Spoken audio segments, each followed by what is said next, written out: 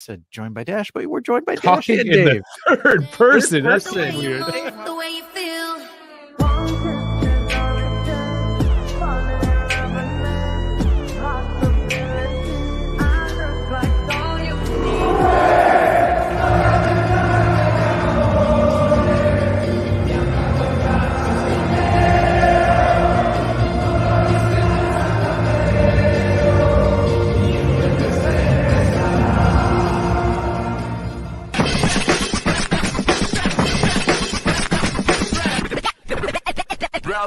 Well, happy Saturday evening, everybody. I am joined by the guy next to Rabio's Boo Boo. But anyways, everybody, welcome to a Saturday evening weekly call-in show where we talk to you, the viewers.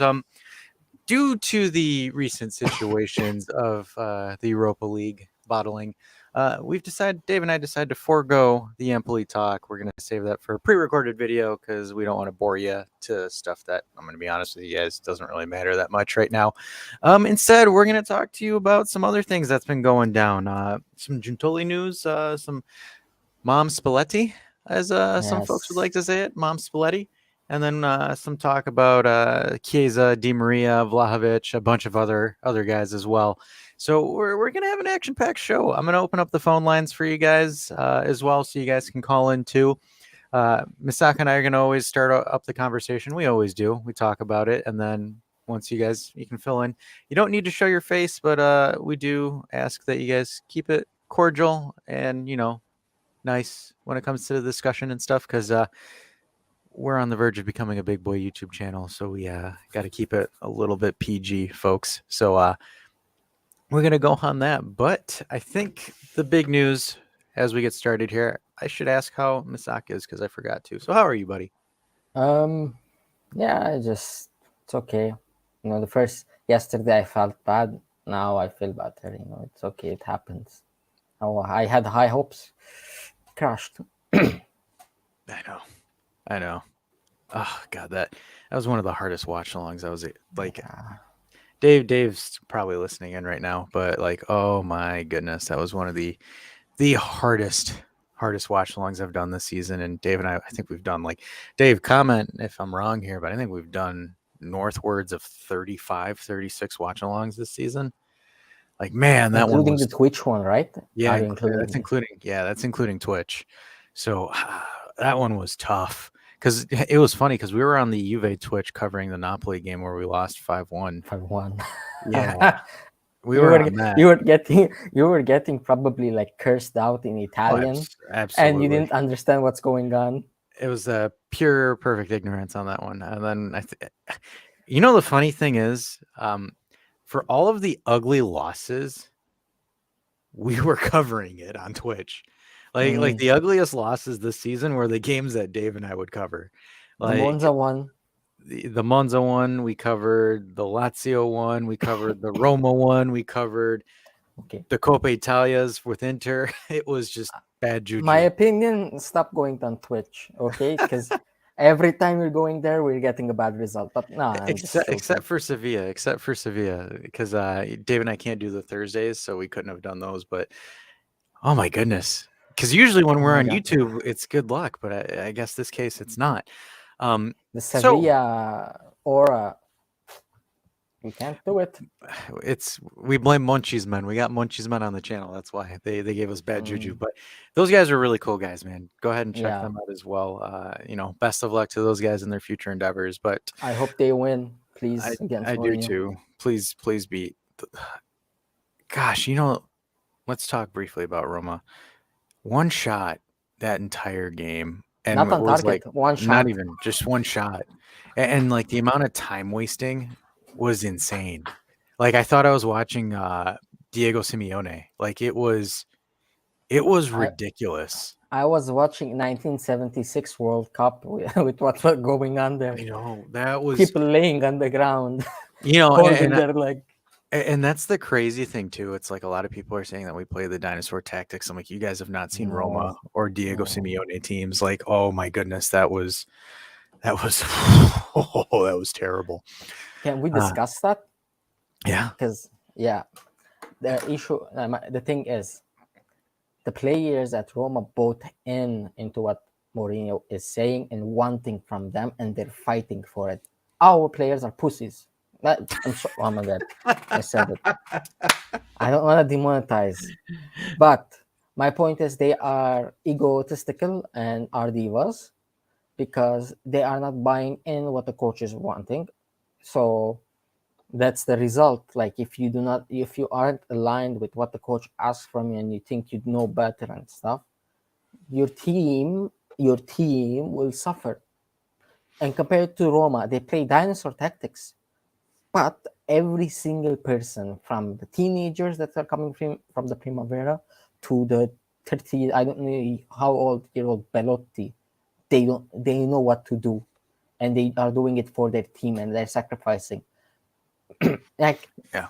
yeah, like for example, did you see Dushan pressing at all? If it was the ball was on the box, he presses one guy and then stays. If you see Tammy Abraham and Belotti, they're running headlessly towards the Leverkusen press and trying to take the ball. They're trying to beat the press themselves. Yeah, it's the same thing with when you look at Sarri's Lazio too. Like when we played them, I don't follow Lazio too much, but like it was just a different mentality. Like, oh, it's almost like I'm watching a gegenpress, even though those teams don't really gegenpress. Because, like for example, you watch a Klopp team, everybody's pressing one person and they're doing a high press. Mhm. Like for example, uh, the amount of pressing Manchester City was doing at Real Madrid during that second leg, I could It was feel that. abnormal. I could feel that at home. I could just like sit there and feel like I was being pressed. Like that was insane. But Yeah, like man. it's just the It's thing is like even like for example Kevin De Bruyne, like I love the Twitter clip that was him telling Pep to shut up when Pep was like, "You need to pass it forward, pass it forward, shut up." But uh oh my god. yeah, Yeah, go but ahead. then he said sorry and he accepted and he apologized because he knows that he has to respect his coach, whatever he asks. Okay? Yeah. You do your disagreements at the end of the season, not during it, not during a match. And Yeah, and that was one of those things where I think that Sevilla game really kind of illustrated where it was just a bunch of chinks. And like for example, the reports of like half the squad doesn't like him, half the squad likes Allegri at this point where it's kind of getting on my nerves because it's like we used to one of the things like that we at Juve, it's one of the Juve DNA, Juve blood is player professionalism. But mhm. it's just like you look at some of these players and just kind of the things that they've been going on about where it's like I don't know. It's just I don't know me if it's Allegri not holding them accountable at some points because, like for example, Jose Mourinho holds anybody accountable there. Like for example, Oh yeah. Karsdorp was acting out. He's like, "Hey man, I'll send you straight to Amsterdam or wherever you want to go." So I think that's one of those things where I think objectively we can hold Allegri responsible for. Is I think when it comes to player discipline, I think Allegri's a little bit too lenient in regards to Yeah. it because sometimes, like for example, I remember last season when Dybala and Cuadrado were asking for like additional days off when we were chasing for the top four, and he's like, "Dude, like what?" And like in my opinion, if I was a coach, I would have benched him right then and there for even doing something like that. But uh, it's interesting because like and we'll get into it because we're gonna do some coach talk just because of some rumors. But this is kind of our opening monologue. But we gotta read these comments real quick before you guys yell at me for it. So Dave says, "Hey, you guys." Hi, Dave. Hello. Komikas is always in here first saying hello. Hi. Afiz Youssef is saying hi. Our good friend Youssef Mirmo is here from London. Says, "Hey guys, we got ourselves a new CR." And then he wants to know if you're on Lebanese time, No, I'm in Qatari time. Qatari time. There you It's go, the Dave. same. It's the same. Is this? I was waiting for Dave to be like, "What? There's no such thing." Uh, Afiz Youssef, I hope Allegri out. That's hey, Let's see. power to you. Let's We'll see. see. Bring in the Zerbi or Mom Spalletti. That is what we We call will talk about Spalletti. Spalletti, the We Zerbi will. God no, please no. And Yeah. next, We'll talk about that, and then he's going to ask for our opinion. We'll get to it. We'll get to it. And then Sam Marios, I believe you are a newcomer. So hey, everybody. Hi, Sam. How welcome, are you? Sam. So I think we want to talk with this one because this one's coming out right away shortly. Is Can we Guntoli talk? looks I was gonna talk about the squad thing a bit. which one?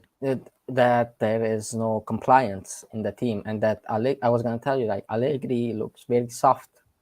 Let's go. We Run need it. we need I'm we the need moderator. honestly, I feel like we need a ball buster again. Honestly, look, like the people that, like, you have seen players just jogging around, not giving everything to the team. Like, right now, just a couple of hours ago, there was news from France, from Marseille. Tudor was banning. I think he removed Dimitri Payet, the French ex-French international, one of the key players of Marseille, and also another player, I forgot who, but also very important, like a starter.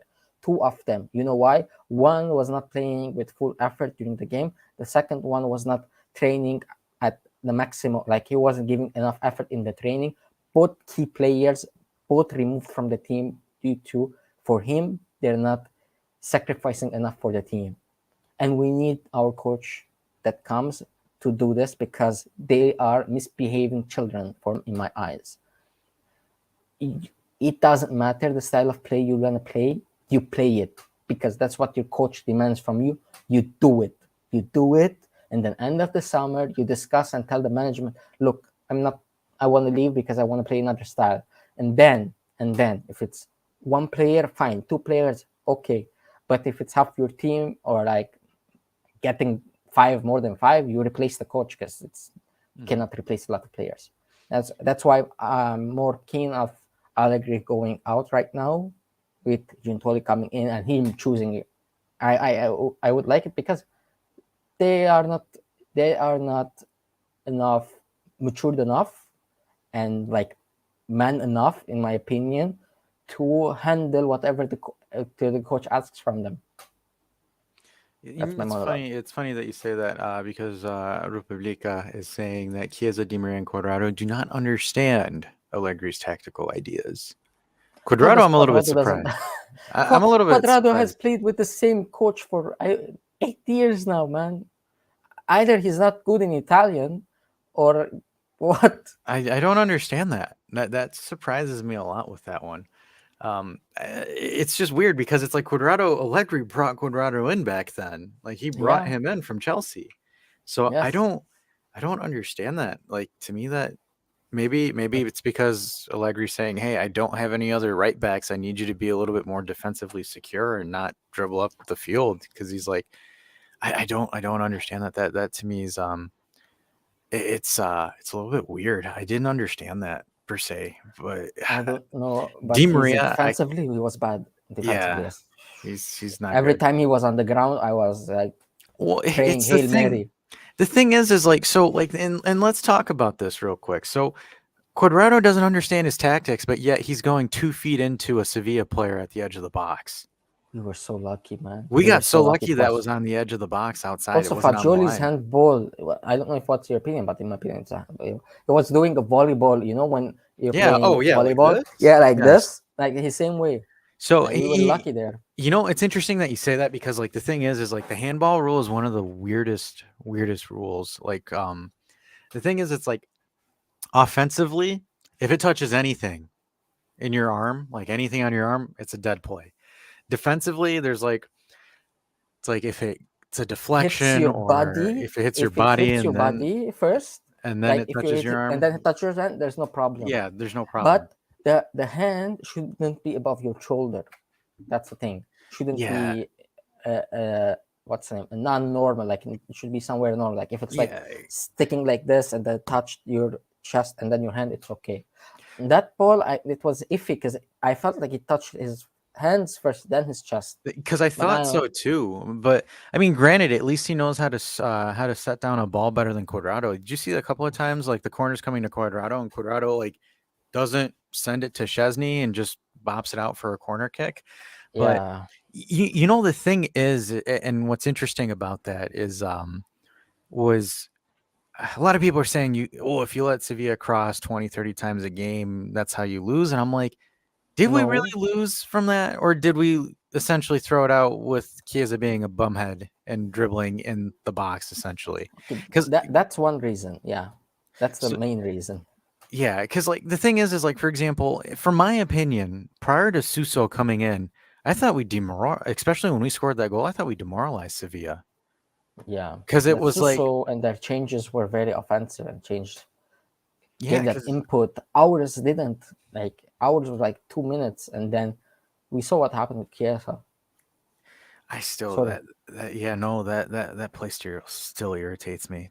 It's one of those things because it's like the thing is I understand if he cuts out right and goes out to the touchline, but he cut back into the middle where it's like the most heavily populated part of the field, and he cut into it. Because the thing is someone was telling me, was trying to argue with me, saying, "Oh, well, that's Allegri's tactics." Trying to, I'm like, no, Oh, Allegri does not. Look, I'm going to be honest with you. Say what he you doesn't want let you about dribble. Allegri. He doesn't let you dribble through the middle like that, through the middle of your box. Like the thing is, and this is what kind of irritates me a little bit more so about our fan base. And I love our fan base, Juventinos and all that. I don't. My opinion. Okay. Anyway. Misak doesn't. That's funny. Um, why are we so, star-eyed for players? Where it's like, back when I was younger, if a player played like crap, a player played like crap. Where Yeah. it's like now it's like, oh, Chiesa played terrible this game, it's Allegri's fault. Like I don't understand that to me because it's like, he made it, and I'm being objective here. I'm not dunking on Chiesa. I still love Chiesa, but like it was a boneheaded mistake. Because the thing Yeah. is you do that, and it takes one wonder goal, one moment to give them essentially heart to play in that game again, and that's what happened. Essentially, we supercharged Sevilla, and then that's where it's like, oh crap. Because you look at it, they were throwing everything, we were dicing everything. There wasn't really anything. Because, like, for example, the best way you can demoralize another team is if you stop everything they throw at you and your goalkeeper makes incredible saves. Because it Mm. looked like at that point, because Suso just kind of said, "Let me take it, let me shoot it, and if something sticks, it sticks." Because we were forcing Sevilla to shoot from outside the box. Exactly. That's a low percentage shot that he Yeah, did. Extremely low percentage shot, and he got it in. Like, if he mishit by a single inch, it was out. Like, it was a perfect shot with the power and the accuracy as it should be. yeah, Wonder goal, as simple as that. And to the people those that say, "Oh, you're getting bombarded by crosses," you do not understand football, mate. If you're saying like that, no, yeah. they made zero big chances against us. Zero. How much Juve made? Three. We had three big chances and missed two of them. Those are big, but we had actually five clear-cut chances. Two of them from Rabiot's one-on-ones, and the two others that we missed from Chiesa, from Di Maria, and then the one that we scored was Vlahovic's. Okay, no, we weren't getting nulled or anything. We were playing the perfect game because them crossing in goes to the strengths of our center backs. Gatti, Danilo, and Bremer just head the ball out and head the ball out without any single issue. You know, watch it. If they did it 95 times in that set play when we are in that zone, they wouldn't. There's no way they could score with their head. Like the low percentage, like the, how can I say it? The headers from En Nasiri and Ocampos, which were wonder headers, okay, not normal headers, there were wonder headers. The lob and Mhm. then Chesney did his job. But for me, they're saying MVP is Chesney. No, MVP for me is Bremer because Bremer nullified their main attacking threat that has scored already 20 plus goals this season already, and he Mhm. nullified him and pocketed him throughout the match. We couldn't even smell him. Okay, imagine that. And then people are telling me, "Oh, it's because of Chesney's one saves." No, No, no. no, our defense did well. We forced them to sub out Ocampos to bring in an injured Suso.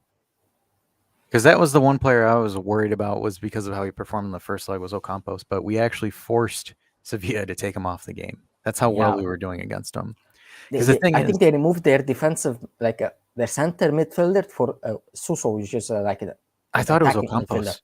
I thought it was No, Ocampos no, it was because they kept Rakitic. oh, I thought they kept Fernando yes, too. Rakitic, Fernandez, and the other guy, Oliveira. I think, yeah, Oliveira got out and then Suso came in. So it was extra attacking for them. Yeah, and usually when you do an extra attacking like that, that means you're putting it all on the line. Yeah, they subbed out Torres and they subbed out Ocampos. So Yeah, Torres later. 62 and then Ocampos at 70. Yeah. Uh, But so the 62 was Suso. yep. And then he changed the game. And I'm looking at our bench at that situation, and I'm like, what can we do? Vlahovic and Chiesa.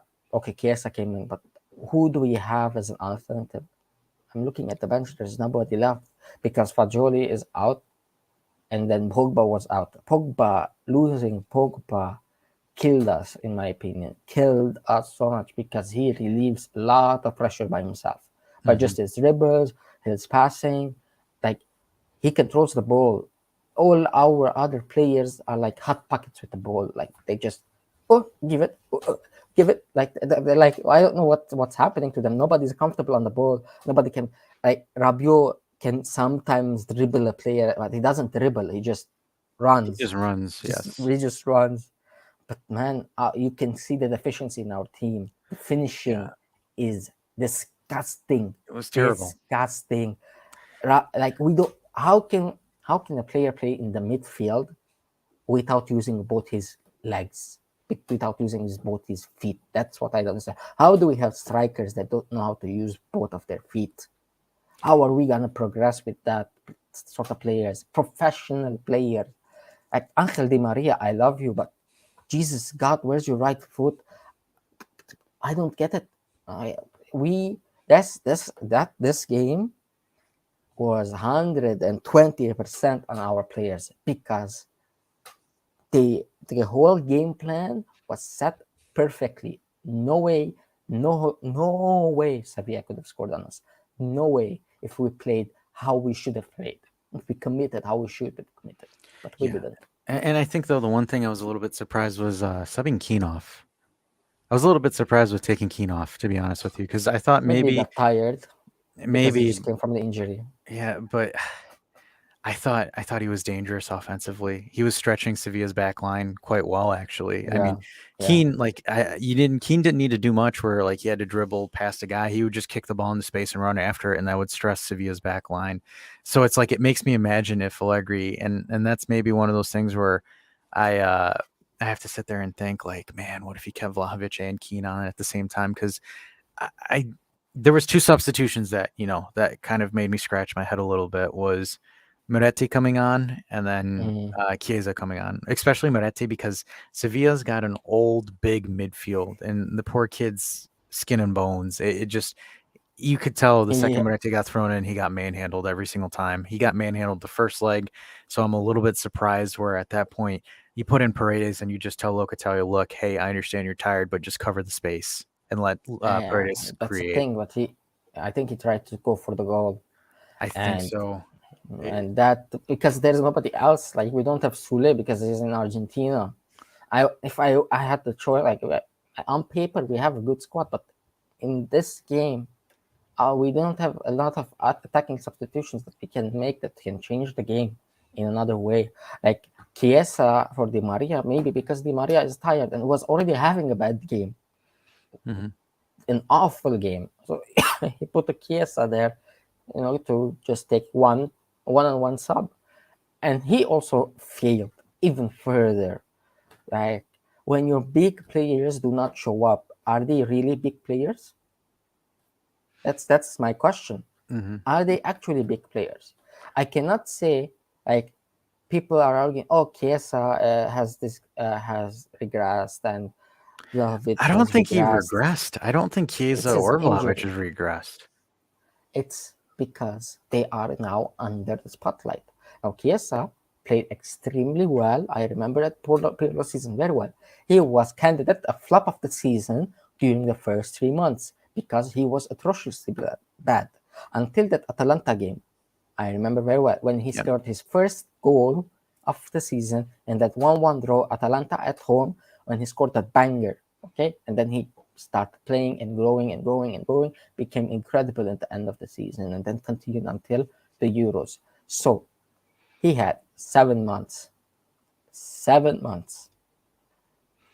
I have been following this team for so long that I know 7 months is not how I put a milestone on a player. I need consistency. 2 to 3 years. That's how I measure, like 2 years of consistent growth. That's why for me, Rabiot stays or leaves, no issue. It's just 1 year. There's no problem in that. Vlahovic leaves or stays, I have no issue. It's okay. We can bring Mhm. another guy. I, Yeah, and he's saying it's not a shame for us to lose to Sevilla. They're 6 or 7. They could be 7 times after Yeah, next week. But the thing is it's not. The thing is, guys, we're not sitting here making excuses why we lost, or we're not saying, well, it's Sevilla. Like, yes, credit to them. But the thing we're not is a big club and stuff. Remember yeah, that stuff. it's not. We're not gonna sit here and if you want us to sit there, us and whine and do that, go watch another YouTube Whine channel. and disrespect our opponent that has double the amount of European trophies than the next one, which is us. We have three, and Man United have three. They have six. Yeah. This competition is for them. It is. Simple as. And the thing is, and also I think a lot of people neglect, and we kind of did this when we were talking with Mochi's men to really kind of understand Sevilla is the hottest team right now, as form wise in Europe. Especially when Mindabar came in. This is a totally different Sevilla team than what you saw with Lopetegui. This isn't me making an excuse. This is a fact. They have been Yeah. playing very, very aggressive. You can say, oh, they're players that, no one wants anymore and a bunch of, like old players. Okay, great. Well, these are Yes. some well seasoned veterans. Like Rakitic, say what you want about him, but he's a hell of a midfielder. I mean, he's Racket. technically better than We what we have. exact. Their team is experience and not finished experience.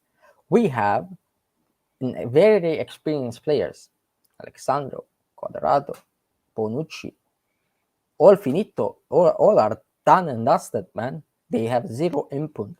Acuna, that guy was manhandling everybody that was on his side until he got sent off. Yeah. Okay, one Acuna, okay, one guy manhandling. A midfielder comes against him, he jostles them away. Like he would go up and down at that flank, and nobody could beat him in the one-on-ones, and he can beat the press and everything. Who do we have as a fullback that does that? Name me one fullback. Name me a No. wingback that does that. Kostic doesn't do that. No. Ealing doesn't have the physical ability to do that. Like, You know, they can we have won a lot of, yes. can we touch briefly on Illing? Because I've heard people say Illing's a pure inverted winger, not a wingback, and I'm pretty sure he No, plays wingback for the next gen. he plays wingback in the next gen, and he plays as a winger in the under 20s, but he plays as a left winger in an under 20 situation. Okay, I don't, under 20s, right? Like Yeah, the there is no Primavera. defense There is whenever no you shoot. defense. Yeah. Whenever you shoot on goal, 9 times out of 10, if your shot is accurate, most of the time these kids they don't shoot accurately. Honestly, I've watched a lot. They miss sitters. But the point is, when you shoot on goal, it's a goal. In the modern game, there is no space for left-footed left winger Yeah. because you invert it to the right, and he on the right, as you saw, he cannot play on the right because his movement and how he wants to beat the guy on one-on-one is gonna go to favor And his left foot. yes, he's gonna dribble inside, and it's not good. It's not good at all. Sam is asking us about the release clause in Allegri's contract. If he goes 2 years Nothing. trophyless, there's nothing. I don't believe there's No, a no, no. clause in it. No clause. It's all paper talk, man. Yeah. Don't believe it. Hype.tv says defense isn't Allegri. I think our center backs, yes, they're good. I think, for example, with Bremer, Danilo and Gatti, I Danilo, think it's good. Substitutes and wingbacks, fullbacks, yeah, wingbacks, like all that department is garbage. And also, but the thing is, our center backs individually are good, but complementary wise, we don't have a left-footed center back in all of them. Like yeah. we're playing five sort of center backs, main center backs, and Alexandro is only the left-footed center back. That's why he was playing because it would suit him. Yep. And then this one, so Hype just saying, guys, if you're unsatisfied by the performance, read this. First, Juve second in Serie A. Serie A has a CL finalist, EL finalist, and a Conference League finalist. Yeah, I mean, It's not the Juve perform. I was not yeah, personally. I wasn't unsatisfied by the performance of the team in general because we made chances. I was unsatisfied by our key players or big players not being big players. yeah, Because if you are a big player, you take the game by the scruff of its neck and change the tides of the game. None Yeah. of them did. Yeah, and we totally understand. And again, hardest bracket there. And again, it's not that we got humiliated. I don't think it's that. Like we're not humiliated about it. We're not, we're not upset or anything like that. It's just one of those things where you could We have were done so better. close, you know. You're We you're were so close. close.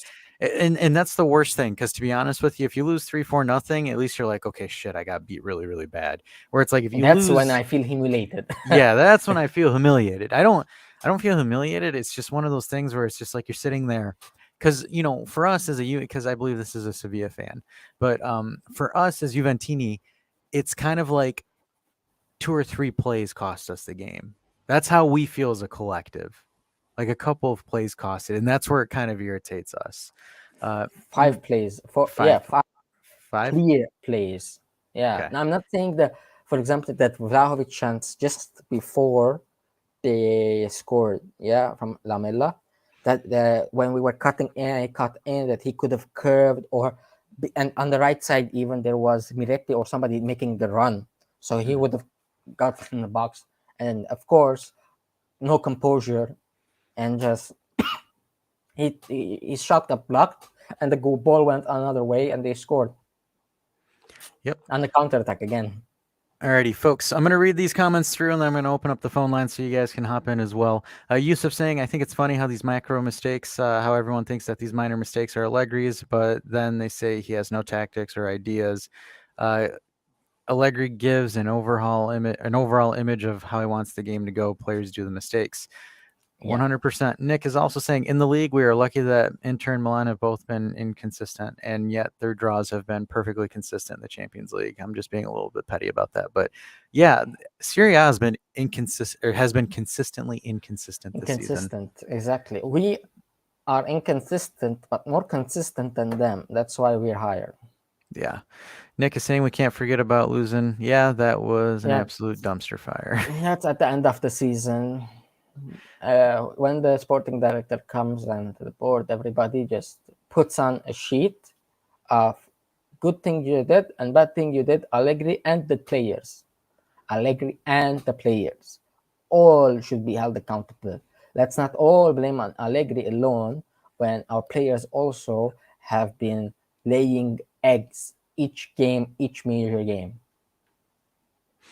Yep. And KB going on saying some people just can't bear the weight of the shirt. Yeah, totally fine. Short? So Short. we say shirt, but you're Shirt. saying shorts. Yeah, he autocorrect. And then he's saying the hype and fame can get to a player's head. Oh, I'm yeah. kind of worried that that's starting to go to Chiesa and Vlahovic a little bit. Because, like, they're at an age where, like, you have a good stretch and you kind of become entitled to it. That's one of those things about youngsters is just a maturity thing. But again, Chiesa's 25, so you'd expect a little bit better. KB says the demise is in our hand. Chiesa in the forwards failing to score. Gompachero says le chuve, le chuve. That's the Di Maria joke. Hype just Yeah. saying, look at Inter, very old team, but also CL finalists. That midfield has been together, Experience. very experienced midfield. 31. How old is now Brozovic? 32. 32, Uh, 33. 32. Mkhitaryan's World like, World Cup finalist, yes, mind you. World Cup finalist. Euro winner Barella, and starter Euro winner. Okay, Locatelli was played. not a starter. Locatelli. Yeah. People tell me Locatelli Euros as the benchmark. That's not the benchmark of Locatelli. Locatelli Sassuolo is the benchmark under De Zerbi's system, where they finished ninth with a talented squad. Okay, now let's go back to the national team. He played 2 outstanding games, especially the second one against Switzerland. But then when he was coming off the bench, if you remember those games, he was bad.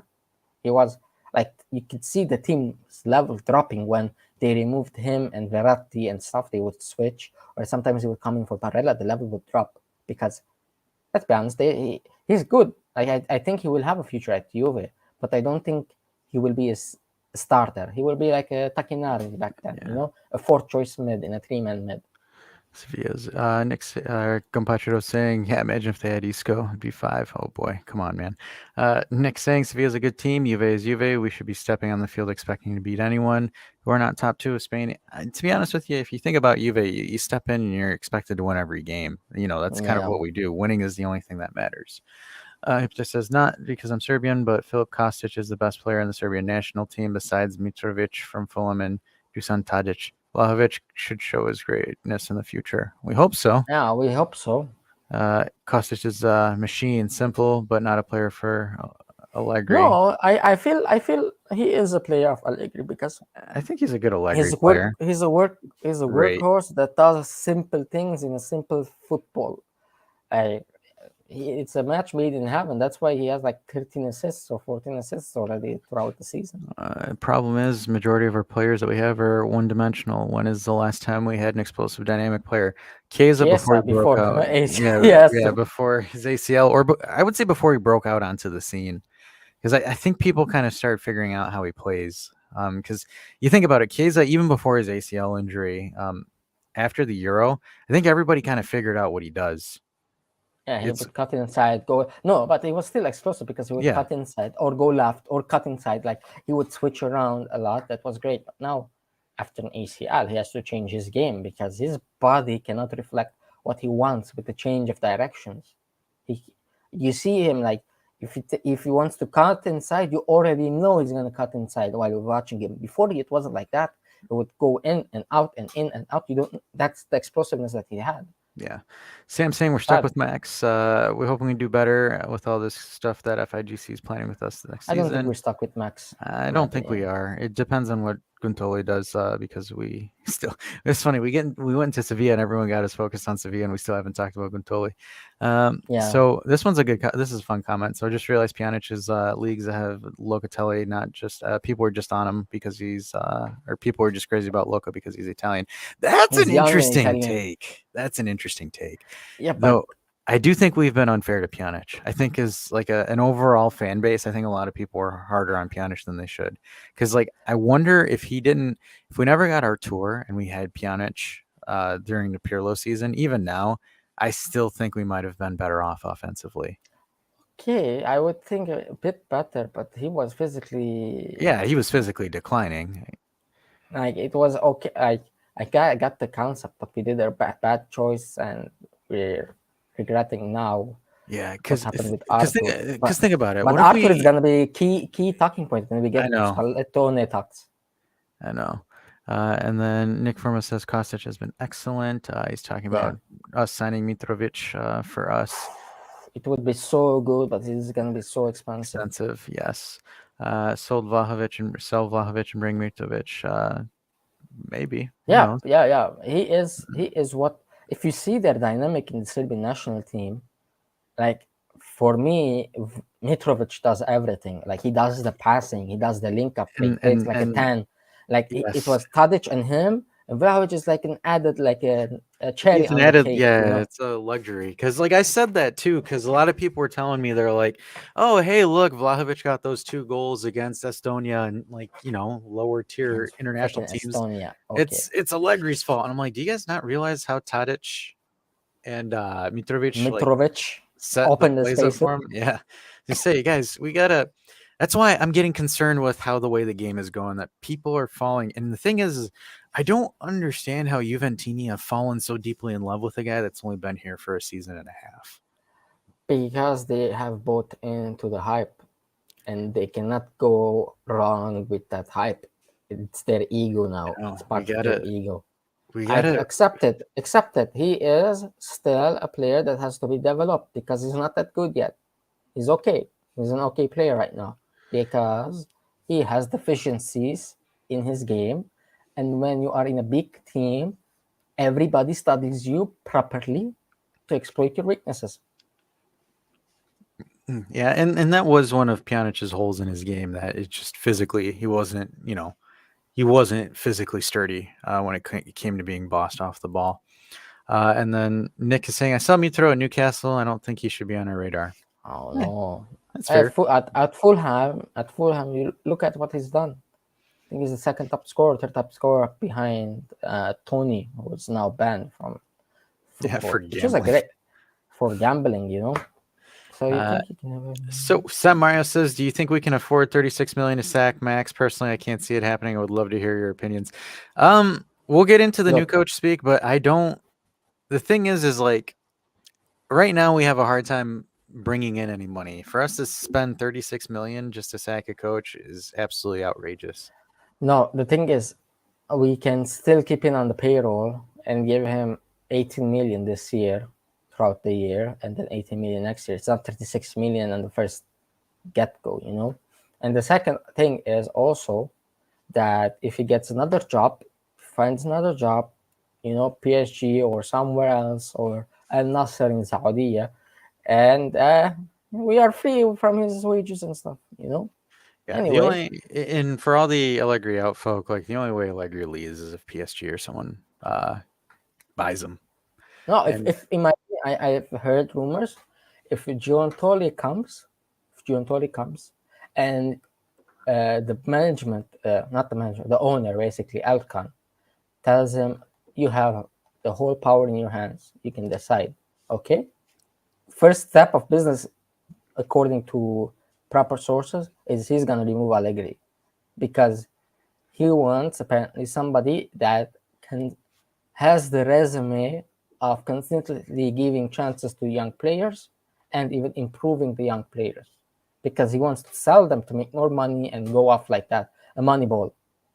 yeah. So the thing is, and we'll get to that. We'll actually transition to that because I think we've hit Sevilla on the head. So we're gonna transition to it, guys. I've put the StreamYard link if you guys want to talk to us about topics and stuff. We're gonna move on to the Guntoli segment now, just because I think that's gonna be the next thing we want to Giuntoli, talk about. Giuntoli. Juntoli. Keep saying it as an American. Damn it. Guntoli. It's like, you know, Guntoli. Gabagul. Gabagul. Gabagun. Yabadabadu. So Yes. we're gonna go into the Guntoli. Did I just say Guntoli? Guntoli. I can't talk. Whatever. The new Giuntoli. Guntoli. It's a There we go. G. Whatever. I quit. I'm done. Dave's Okay. probably rolling in his bed laughing right now. Yeah. So DiMarzio has confirmed that the deal is pretty much done. Yeah. The one thing that I'm a little bit concerned about is, and you hit it right on the head, is he given full autonomy to do what he does? Because the reason why I'm saying that is there's rumors of players that we want to sign. There's rumors of moves when it comes to players that we want to do, things like that. So my concern and what I'm worried about is we bring this guy in and then we say, And it oh, by becomes the way, okay. you can't do this, you can't do this, you can't do this, but you can do this and you can't do this. I'm That worried for about me that is too. concerning. That is very concerning because, like, for Me too. example, from a business sense, Juve, unless they've already discussed things that he wants, and that's just rumors that are leaking, say that he wants Pau Torres or something like that. Like if that's something that, because they've already been talking, they've been talking for months now. I'm pretty sure they have. There's no way that, his like, oh yeah, by the way, he wants to come here. Oh, by the way, 2 days later, oh, it's coming. Oh, he's happening. So I'm pretty sure that they've been talking together for a while, and I'm pretty sure whether it's Elkin or someone else that says, hey, if you come, what do you want? What direction do you want to go? And I'm sure that's what's getting leaked and stuff like that. But for me, I'm concerned because that's what they did with Sarri, per se, with Paratici and Nedved kind of did with Sarri, where they kind of tied his hands. And I'm worried. And yeah, he was a manager, but I'm worried for the new sporting director. I'm worried that the brass are going to limit what he can do. But the thing is, if he's agreeing, because let's remember why Giuntoli is leaving. Because he wants to have more power in Napoli. He has more decision-making power at Napoli. And you see in yesterday's news what was happening in Napoli. It's chaos right now. We will go there later when we get to Spalletti talks. But the main issue is he wanted more power from ADL, and that's why he wants to come to Juve. So if he's gonna come, and apparently with DiMarzio that we have an agreement with Giuntoli, that means he has already he got what he wanted. Like I don't think somebody would sign for a project knowing that there's also foreign clubs wanting him, that he's not getting what he wanted, which is a full, like, not even, I don't think that he at a club as big as Juve he will get full autonomy, but major decision making powers. Not average like he had in Napoli. He had like 50-50. He had ADL and himself both deciding at the same time. Okay, now he wants more. So I think it's like a 70-30% kind of deal, like 70% him, and 30% I'll come. I would assume that ADL would do all like, hey, this is what we're gonna do, and this is in like Gintoli would just be looking at things like, oh, hey, let's look at this, let's look at that, and you just be like, no, no, or yeah, I guess we can. So I'm curious to that per se because that's gonna be interesting to see what he's gonna do as far as like, for example, does he have the authority to fire Allegri? Does he have the authority to Yeah, remove him? Like that's what I'm very curious to see because, like for example, I'm sure they asked him that. Would you work with yeah, of Massimiliano course. Allegri? And you know, and the thing He is said like no, by the way, he did. according So to good sources inside Juve he did, that were in. Yeah, he and said that's no. why I would and prefer. He said I would prefer if we replace him. and So that was when there was no agreement yet on his contract. They were talking about it that he doesn't want Allegri to stay, not because of he's a bad person or his style of football. No, because he wants a Moneyball plan. Like starting from slow and growing and growing and growing. yeah, and I think that's why the club wants him because they want to go the Yeah, Moneyball direction. But the thing is if you want to go the Moneyball direction, you need a coach that's more like a dad than an actual tactician per se. yeah. So, Man what kind manager, man manager. man, That's yeah. So the thing is we're looking at Nick saying, "I'm praying that PSG come and take Allegri." yeah. He's talking about Allegri getting another director role. We I bring would be Del okay with Piero. that. Here's the thing with Del Piero. I kind of want to talk about this briefly for like a segment or two, or less than half a segment. If Del Piero wanted to come to the club, he would have been here already. I think I don't think so. you don't think so? I, For me, I think he's doing other things first, and it's like one of those things where it's like, for me, I'm not on the Del Piero in train because I think Del Piero just kind of wants to do his thing right now. I think Del Piero, when he wants to come, he'll come. no, because lately he's poking around a lot with his interview. Like, when they call me, we can, we will. When they call me, if they call me, those talks. Like he wants to come, but I don't want him as a guy that has limited experience in the footballing world as a manager to have major powers. I would be so happy if he was a VP instead of Nedved, somebody more prestige. I love Nedved. He was one of my favorite players back then. But Del Piero is Del Piero. Like he is another category and another influence that our right now our players don't have that guide inside the locker room. The guide is Bonucci. That you see the problems in our school. Like who's the leader? Who are the leaders around the team? There's nobody. If you go to Bayern, there's Oliver Kahn and Sama Hamad. How can I forget Bozo, whatever his name is, Yeah, and Brozo you have Thomas Mueller on the pitch. Well, but come on, on Oliver the pitch, Kahn. Yeah, if and Oliver Kahn is Manuel, pissed at you, you run. yeah, Manuel Neuer and Oliver Kahn and stuff. Like, okay, but who right now at Juve is those guys? We don't have any guy like that. So I would love if that Pierre gets a job like that influence and that, as a guide inside. But And then as a guy like Giuntoli, no. KB says, "I hope Allegri goes to PSG and wins the Champions League." I see. I would have mixed Oh, feelings about that. If he wins with I would PSG, love it. I don't want PSG to win a title, but at the same time, it would be hilarious. Compachero says, "Guys, what's it like to support Juve from 2007 to 2011? I feel it'll be like that until 2025. I don't think No, it's going to be like that until 2025. I would say maybe the end of next season is when you yeah, start really kind of getting an idea where everything's going. exactly. From 2007 to 2011, it sucked. Um, Yeah, it was so it, bad. it It was was like terrible. what's going on right now, It pretty much is. kinda.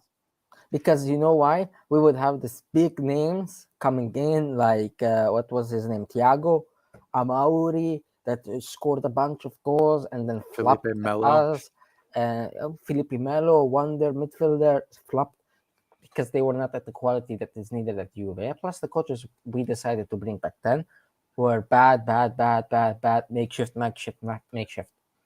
Yeah, it And we was. didn't have a right sporting director. We didn't have a sporting director back then. We had a president and a vice president deciding on what's going on and stuff until Agnelli came in as a Brought president Morata.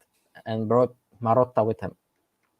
Yeah. So the 2007 to 2011 is pretty similar to this. I mean, teams. The thing is, it's normal. Teams always go in cycles like this. Like for example, if you look at another team outside of us that's going through that cycle, it's Barcelona. Yeah, they won La Liga, but they got embarrassed in Europe They quite won La badly. Liga but spending how much, man? Net, how much they spend this year? Ridiculous amounts, and it's not sustainable. So like, It's not. and like for example, Manchester United have never recovered from Sir Alex Ferguson. So it's like the thing is I like hate Secco. I'm sorry, Tom. I yeah. just saw it. No, I gotcha. But the thing is like it's interesting because a lot of people have joined the Juventus fan base either through Ronaldo, Paulo Dybala, or Nine Scudetti, and have never really seen a struggle. And there are a No. bunch of young bloods, which hey, welcome, like hey, hello, hi. But the thing is, like for example, I've seen, I've heard stories of the Juventus of the '80s before Platini and all that, where Juve was really, really woeful as far as that. So cycles Yeah. happen, but to go out and say that our nine Scudetti and Agnelli's era is absolutely meaningless, I think is an asinine comment. I think it's stupid, in my opinion. It is stupid, asinine, and in what's the name? Disrespectful. It is. Utterly disrespectful for what has been done in the history books. It is. Because, again, and it's funny because, like, for example, they'll make the argument and say, oh, well, you're saying about the stadium and the nine Scudetti and all that, and it's meaningless. Okay, yes, he didn't win the Champions League. Okay, great. I understand that. He also kind of botched it at the end, to be honest with Hmm? you. He did. He And you can botched it. say he botched it. And that's the reason why he's not here. It's not, the thing is like, yeah, it's a blemish on his resume, but like you can't sit there and just throw 9 years of Destroy suspension. everything that he did. Yeah. Yeah, He, you can't use that as an argument. per year, he is the most successful Juve president in history. Going on an average of trophies per year, he is the most successful because let's not remember back in the 70s, end of 70s until like the 80s, for 9 years we didn't win a Scudetto. 9 years we were without a Scudetto. Then we won one, then we went off because during the 80s there was the Inter Renaissance, and then we were getting bad with Trapattoni, and then again about 5 years we did un Scudetto, and then we came back in 1993, won the Europa League, and then continued to grow and grow and grow, and then there is the 90s domination by Juventus, as we know, which we it's very funny, and you remember like we got two key figures that changed everything. Ligby and Moji, both the coach and the sporting director. And we Both of them, we got from it from Napoli. Napoli. I was about to say that right post Maradona team. That was the funny thing about that. Yeah, and the thing is, it's just like I don't understand that argument where they're just kind of like tearing it all down because of the end. Yes, the end sucks. He messed up, But that's but a like cycle ending. it's a cycle That's ending. how it is. Have you Sports seen work a that way. cycle? Have you seen a cycle ending softly No, ever? no. Look at Man United. They crash and they're crashing Look harder at because they don't have a sporting director. They look at basically look at Real Madrid post Galacticos before Ronaldo and Kaká and all them came in. 6 years, no, 6 years of 6 years nothing. of nothing, of banter, of jokes before Fiorentino Yeah. Perez came in. So the Yeah, thing is, it's like, they brought Cassano, remember, with his jacket, yeah, fur coat jacket. and the thing is he has the audacity to sit out there and hit on our club and say, "Oh, they're crap and blah blah blah." Bro, you are the epitome of wasted potential. Like Bro, people talk about Mario Balotelli and what he could have been. Antonio Cassano is the biggest joke in sports history. talent-wise, the kid was insane when he was 16. He was playing top-tier football as a starter at 16, 17 years old, man. Imagine. At Bari. Yeah. And then, so he's asking about how is ADL to work with. I'll answer that for you. Very toxic because people that go there don't. Can I last there that say long. the C word? Or I He's a can. cunt. Yes, you can. Yes, he is a massive C word. Like the biggest there in football, complete football. Like he is like a Mussolini, but for footballing reasons, And he is completely like. Remember what he said? Now it's 2 years ago when there was AFCON. in January Oh during yeah, season. yeah. I was whining That about I it don't want today. to sign more black players because they're gonna go in the middle of January to their tournament, and I'm losing it from my team. I don't want any more black players. That's one example of the 50 shades of ADL. There is other shades that we're seeing now with Juntoy. The guy says, "I'm done. I'm finished. Let me go. Okay, I did what you want when we did the miracle. Let me go." And Chris, no, you have to stay here because you're going to UN and stuff. That's the conflict right now. And now it's Paletti. So what you saw exactly what they said, and they're fighting over. Go for it. Educate the group. So basically, yesterday, ADL talked about it that uh, he automatically extended Spalletti's contract without letting Spalletti, without talking with Spalletti about it. Like, do you want to extend? What's the program and stuff? He didn't talk about it. He automatically extended using his agency or the clause and stuff, submitting it and automatically extending it. But Spalletti had other requirements that he wanted to talk with at the ADL, like, I want to keep these players. I want this. I want that. And then we can go even further, a longer contract. Okay. But then he did this, and then he said, look, if somebody wants to fly away from this, I won't be cutting his wings. Okay. But let them remember that I am the one that gave them wings.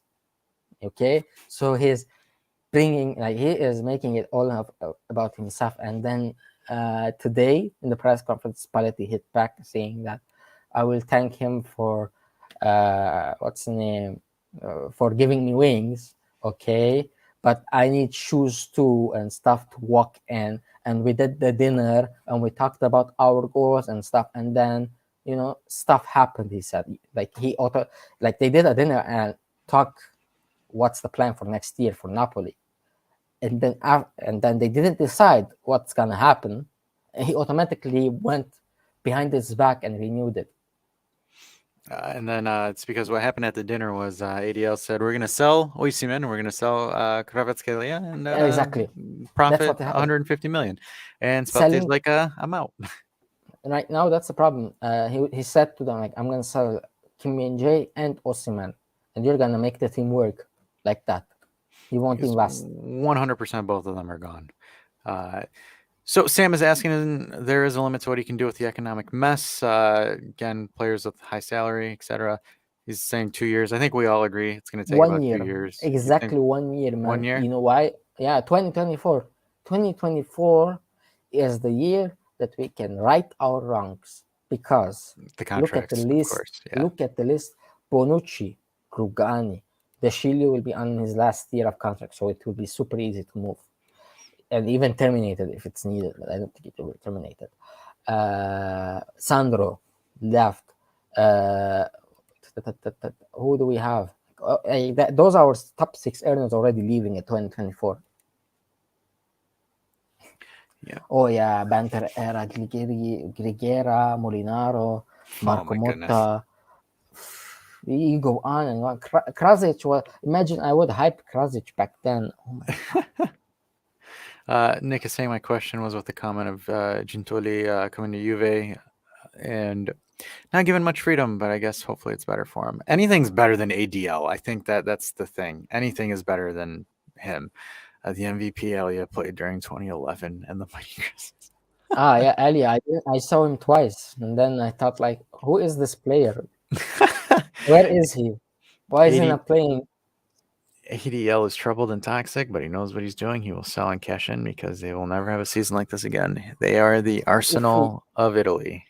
look, what does he do with his new sporting director? Because at the moment, the rumor is Cherdy from From Empoli. Empoli, yes. Yeah, but how can this guy, the Empoli guy, handle the situation in a situation like Napoli? It will take a year or two transition before it goes going. Like it's gonna happen with Giuntoli, I think. First, this next year we won't see immediate change of wow, ba, bang, boom, bang. Nothing. I'm not expecting a lot. I'm just expecting to maybe play, like, depending on the coach, delivering of what the coach's play style is. Okay, that's what my expectation is, but not winning titles. Not this next year. No way. the year after that, when we are released from the hefty contracts, I would start dreaming of it, at that being a goal. And same goes with ADL and their new sporting director. By the way, did you hear that if the Empoli sporting director goes to Napoli, they're gonna take our under 23 Giovanni Manna. They're gonna take him to the Empoli. Empoli is gonna buy him as their sporting director, which is, in my opinion, if they do that, Empoli, that's like a perfect move, because they are a youth development club and they're getting one of the best directors, often the only one in Italy with under 23. That's you see what he's doing. Yeah, 100%. So, kind of moving into the next segment here is where we're going to talk about Spalletti, because he's being rumored to come to Juventus. So, I hope if he does come, I hope he gets to bring his rooster, because I kind of want to see Spalletti with his rooster in a Juve suit. It's one of the jokes because Rooster or bunny? he has a rooster. I thought he has a bunny. No, Okay. he has a rooster. Spalletti has a rooster. But no, a duck. Sorry, it's not a Oh, rooster. It's a duck. Is it a duck? It is a duck I'm called gonna find the video, but Bianca. Her name. He called him Bianca. We're getting weird ass people from Tuscany, man. First Allegri, and then this duck lover. Like, one is a horse lover, the other is a duck lover. Like, oh, Jesus Christ. Nobody loves cats or some simple animal.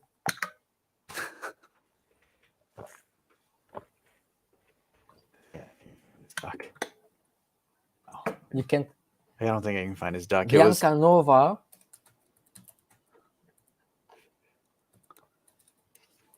But it's I can't find it on YouTube. It's probably going to be somewhere on social media. See, But I have it. Oh, here you can I share have it.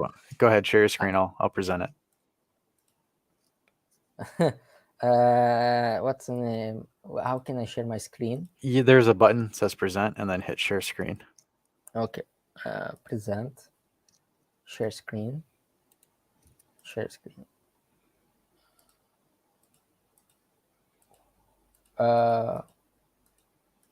You got to pick the tab that you're sharing. Okay.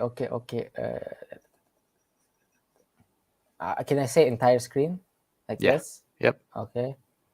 Oh. I got now it. I'm sharing it, yeah? Yep. Okay. See, now you just this is got Bianca. There you go. This yep, is there it is. Spalletti is Biscotti, Bianca Neve. Bianca Neve, the duck. Okay. That is Spalletti. Okay. Told you. He's got a duck. He's got a duck. It is Quaccamusso. Okay. Quaccamusso, guys. We're gonna win the treble with Quaccamusso. Gentoli to Juve. Will this push Allegri out? More than likely, yes. For the Allegri out fans, they will be happy. KB says, hello. Hello. That's what he did to his duck in the video. And then Spallo needs to get another duck and call it Nera, so he can play with Bianca. Yeah, Bianca and Nera. And then that'd be funny. It would be a pure Juventino. Yeah, like a black and white duck. So let's talk about Spalletti, because I think we need to talk about him a little bit. He's an interesting coach, to be honest with you. Interesting stints: Roma, Inter, and then Napoli. The one thing that kind of comes at me with Spalletti is he's actually the choking. Okay. The choking, but he tends to kind of bring teams up a notch, because he usually goes to teams that are, at the end of a cycle or kind of dead and they need a little bit of rehab. Like, for example, what he did with Inter was actually kind of impressive. Impressive, yeah. Like he was the one that finally made them in the top 4 consistently. Back in the Champions League. Yes, 2 years. No, he was there for 2 years, despite the fiasco with Wandanara and Icardi and stuff. He made them into top 4, and they got like 80 plus points. I remember one season under Spalletti, but we were getting 93, 94, so we were super well. Yeah. but the thing is, some people like no, no, no, we don't want Spalletti. He is a builder. He is a very, very, very good builder. He is the first. He is the foundation setter. He is a He foundation gives setter coach. He is. like he isn't a manager because he makes average players play better and improve and become great players or good players. Okay, and with what we have right now, we need a guy like Spalletti. My only thing with him is I haven't seen him with youngsters. I've seen him improve players that he wanted for his style, okay, that are unknown players or average players, let's say, but because they are compatible with his system, they excel and become better, and in general become better players. But I can't remember on top of my head somebody 19, 18, 20. That's not a phenomenon like Kvara, okay, that you can see once in your life that's happening, Mhm. that has been given the chance from the Primavera and up to start with Spalletti. That's my only. Has there been an Italian coach that's done that recently? It, Outside of Deserbi, maybe De Zerbi, I was going to say outside of him, but Italiano, Italiano. But Italiano under do with you think, Spezia. yeah, with Spezia, but do you think he could do that? He could recreate? My thing is with De Zerbi and Italiano, what kind of worry me about them if they come to Juve is I think they would get eaten alive by the pressure. By the pressure and by not defending. They don't know how to Yes. defend. So That's the problem. the interesting thing I kind of want to talk about Spalletti here is so let's go over his win percentages of his Teams. three most recent teams. So Napoli, 64% win rate. Napoli, he's coached 93 games, won 60, drawn 15, lost 18. Inter Milan, he had a 50% win record. 90 matches played, 45 won, 26 drawn, 19 lost. So if you look at Mhm. his win and loss ratio, it's almost 2-1 per se. So it's actually pretty good. Napoli, his win loss ratio is 3-1. If we look at Roma, 75 matches played, 51, 11 drawn, 14 lost, 66%. So Mhm. he's got that. And then if you want to look at Zenit in Russia Zanetzi. yep, so 164 matches played. He has won 105, drawn 47, lost 32. And then you Mhm. look at Roma back in the 2009 September back then, 224 matches played where he or played. I'm sorry, coached. Said it was 122. He's won 122, drawn 53, lost 49.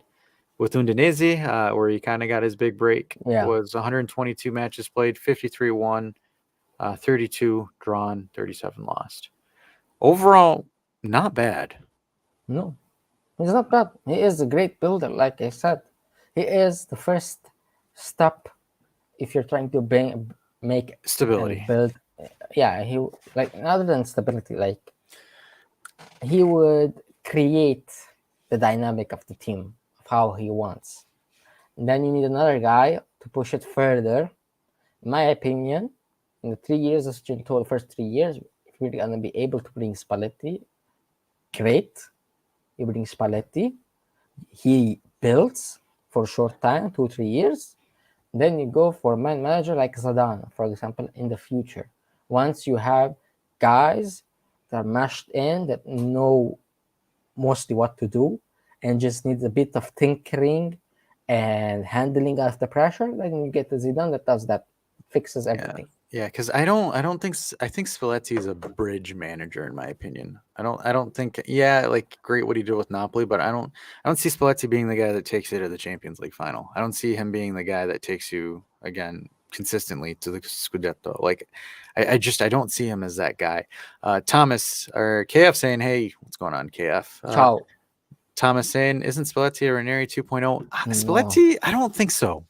I don't no, think no, no. Ranieri and Spalletti are similar. Yes, you can say that some of these players had similar moments with Vardy and Osimhen and Kvara and Mahrez, but I don't think they are. Their styles are way too different for me. It is completely like it's Ranieri resembles Allegri with his style of play. Spalletti is more, let's say, attacking. Like he pushes the team forward, the high line forward and stuff. So his whole dynamic is completely different. And then Sam is saying Max is doing it. In what regards? No, KF is saying I saw the rumors, by the way. Nimarcho just said that apparently that Spallet, like what we were saying already, that it is done deal between him and Juve, Giuntoli and Juve, but he still has to free himself from ADL. He just said what we already know. Basically, he just reported again. And it's not done deal yet because he still has to free himself from ADL, and also that he is confirming. He will confirm Allegri when he comes as a coach. Apparently, according to him, because he doesn't have any. But according to insiders at Juve, if he comes and he's given the strength, the power, basically, Allegri is going out. And yeah, sorry. no, you're fine. And then KF is saying, Are you guys after any guests? Yeah, sure. For what? The podcast? Is that what he's Maybe asking? maybe it means the lines. The lines are open. Yeah. If you want to hop in, the lines are open. I can send you the line. Yeah, no problemo. Again, guys, I'm gonna throw it on here. If you guys want to hop in for a conversation, hop in. Let's chat. Let's have a bit of a chat here. Sam Mario says playing the youngsters. Ha ha ha. Oh, Max playing the youngsters. Yeah. The thing is like Playing and improving is different. improving are Anyway. different. I think that's a little bit different. Yeah, you could say that Fajoli has improved under Allegri, but there's a different thing. Like there's some coaches that just know how to really, like, for example, I'm not saying I want him at Juve, but Monza's coach has improved some of the youngsters that he's gotten there. Again, I'm not saying, bring him up to Juve right away, but I there's would love to get him, by the way. He is what I want from a manager. Anyway, sorry. no, go on. And then Thomas saying Ranieri is known for being a builder coach who rarely won. He improved players. He is the manager to take you to the UCL final. He's not the guy to take you to the UCL final, but his successor will probably will. I think though when he was at Leicester, I think he was at the twilight of his managerial career. Mm-hmm. So like that's one of those things where I was just kind of like he's kind of at the end of his rope. He got it and it's done, and he doesn't. His tactics didn't progress, but Spalletti. If you look at Spalletti's teams every time between the false nine and the Icardi type of system to now the high pressing game, every time he develops his play style. And then I'm going to highlight this comment. So if anyone wants to hop on, you can hop on. We can talk. Kind of covered the one. I agree with you guys, hence the laughter. That's funny. The one thing I kind of thought. Yeah. Go ahead. If it's not Spalletti, let's say, and we're going to move Allegri, if Giuntoli comes, like I have no doubt about that. Who would you bring right now with all what's going on? I need a coach to bring stability. I think I need a coach that brings tactical stability. I'm not saying Allegri doesn't bring stability. And I'm going to pull Hamza in real quick before I finish my thought. Hamza, what's going on? Hello, Yes, Hamza. lad. Can you hear me? Yes, I can hear you. Yeah, we can hear you well. This is my new OnePlus pad that I'm trying out. Have you ever heard of OnePlus before? Nope. Nope. It's like God. It's an Apple. No, it's not an Apple. It's an Android. Come on, man. Apple. Sorry. It's okay. No, I forgive you. It's okay. I'm an what's the name? I'm an Apple user, so I have no clue about Android and its stuff. You see, us broke people, on a budget. Yeah, we're the Android users. Not the £1,200. I spend maybe £400 on my phone, and then the rest of the money goes on these Juve kits. Oh, I got that's a difference. Nice. Like I would get an iPhone, but I'm still using a 2017 Juve jersey. 17, 18. I think that's one of my favorites, though. 17. Man, I got it. I saw it. I was like, this, I will get it. And I was, because it was the year after the Cardiff final, and I was like, yeah, next year with Diego, we got Douglas Costa and stuff. We're going to the final again, and then Real Madrid thing happened. Oh yeah, sad times. No, I won this on a bet. I won a bet, and my mate's got this. I like this. By the way, the New Jersey has grown a lot on me. I love it. I love it. Look, the style and stuff. Maybe just the lightning in the Jeep. I'm like, if it was just plain black, I would have loved it more. But as it looks, it is very good. Yeah, I think Adidas did a good job. I did a little bit of modeling for you guys there. Yeah. Thank you very No, much. I'm very Free happy for you modeling. there. It's better than the one that Dave does. I'm just kidding. Thank you. Yeah. Dave. The topless ones, yeah. Yeah. I subscribe. Wow. Uh, Wow. So, the one thing though, so we were talking about coaches, and some people have put in some comments, and I'm going to finish my thought real quickly before I throw it to Hamza and ask him. But the thing is I'm looking at it right now, or it's like, for example, you need to look at it from a foundational build, where you look at a Spalletti, you look at hypothetically a Conte-esque, not like, for example, directly Conte, but a Conte-esque, where I'm on your ass, and that just totally sounded weird.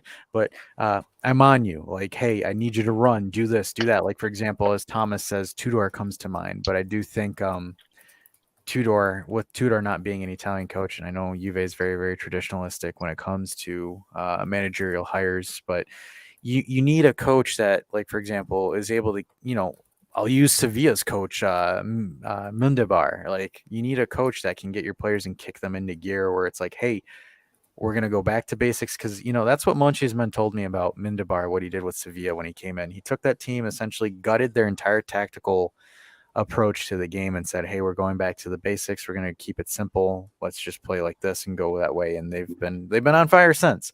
So a Spalletti, I think, is like that kind of player that can strip the beginning, strip it, and go from there, because that's kind of what Spalletti did with this season's Napoli. He kind of said, look, we don't have Insigne, we don't have Dres Mertens, we don't have Callejon. We're missing a bunch of players. I believe he sold Mario Rui. No, it wasn't Mario Rui. It was a midfielder. I forgot. But they lost 3 to 4 good players. And essentially they broke it back down, went back to basics, and kind of reinvented the wheel, per se. I think that's what Juve needs. As much as I appreciate Allegri as a coach, I think the gap in Allegri's game, and when we're looking at it from a full rebuild, I think I've been consistent with what I've said all season, because I said sacking a midseason makes no sense unless you have a viable option.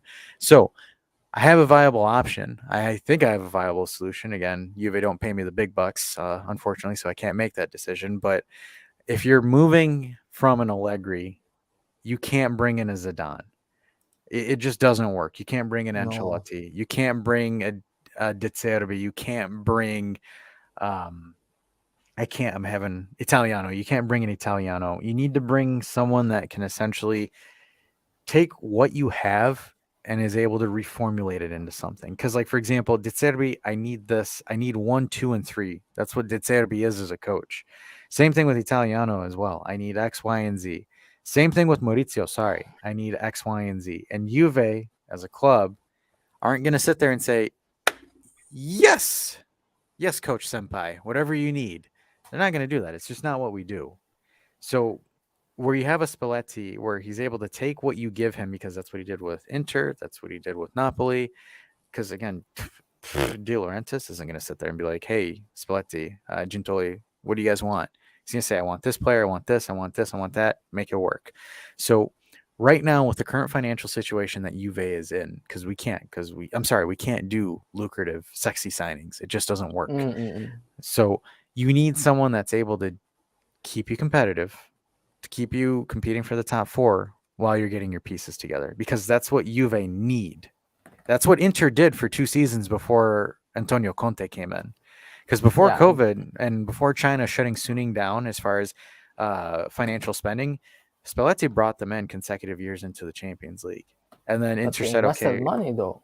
Let's remember that. They invested a lot of money in their club, but it was mostly shit signings. It was. So, but, like, for example, Spalletti was able to kind of put the things together for them and get them that consistent Champions League qualification, and that's kind of what helped propel Inter forward. The thing is like, you need someone that's able to do that. Like, for example, do I think Pioli is the most incredible manager in the world? No, but he was able to rally with what he had at Milan, and we could, easy path or not, they made it to a Champions League semifinal. Now, Hamza, do you want to add? I kind of disagree with Dash here. Sorry. Go for it. Roast me, buddy. No, I'm pro Allegri, and a lot of people in the chat's gonna really roast me, to be honest, because I still am pro Allegri. Because what you're saying is that next season we got a coach that's gonna build us up to get top 4, but Allegri can do that. I think that this season has had its ups and downs, but I think now at the end of the season, and I know, okay, Europa League didn't end the way we wanted it to. Trust me, out of everyone, I was really upset. But I think that Allegri was, he didn't miss them chances at the front of the goal. Like No, that was of the course, players. of course. No, That was the players. Like if they did their job, because Juventus have a high standard. If they did their job, we'd be through to the next round. yeah. Yeah. So So let me give you the context real quick. It's not per se that we want him to get sacked. It's just from with the new rumors of the sporting director coming in, it's yeah, more than likely he's going to get dismissed. So we're kind Yeah. of speculating. So, like for example, if he stays, great. I'm fine with it. I have no problems with it. But it's We- more so we're looking at it from the if Gentoli comes in, because from what we've heard, Gentoli wants to bring in Spalletti. That is from Yeah. what we've heard right now from the news. Again, He I've wants never. to change Allegri. If they let him, he wants to remove Allegri, basically. So If he that's one of comes. those things that we're kind of speculating with right now. Because with oh, you, okay, no, I totally agree because with you. I came in the middle and I thought that you guys were saying like Allegri No, no, out, no, and I'm no. like, a lot of people No, are no, Allegri out. no. I'm very pro Allegri. I think he's like in the situation he's been given, he's done a fantastic job, and I think he had the option to leave mid-season as well. It wasn't just getting sacked; he could have left when all the things went down, and he wanted to, but he stayed. So that just shows that he has that love for the club, and it's not just about the love for the club, but it's just like even more to it I than know. just that. Like you But can see it. And I just don't like Spalletti. I just don't like him. I He's not a what likable guy. I'm going to be honest it, with it you. I, just He's it just not. I just don't want him at Juve. I just don't like him. Like his style of football is nice to see, but I just don't like him. the thing is, for me, with the current rumors and the current rosters, and because we don't have the financial power anymore as an Italian club to go and get Allegri what kind of players he needs. He needs players that are ready to give him what he wants at the same second with quality. We cannot afford that. We are no Italian club can afford what he wants except like PSG or a rich club, and he will get results if he goes there. I have no doubts about that.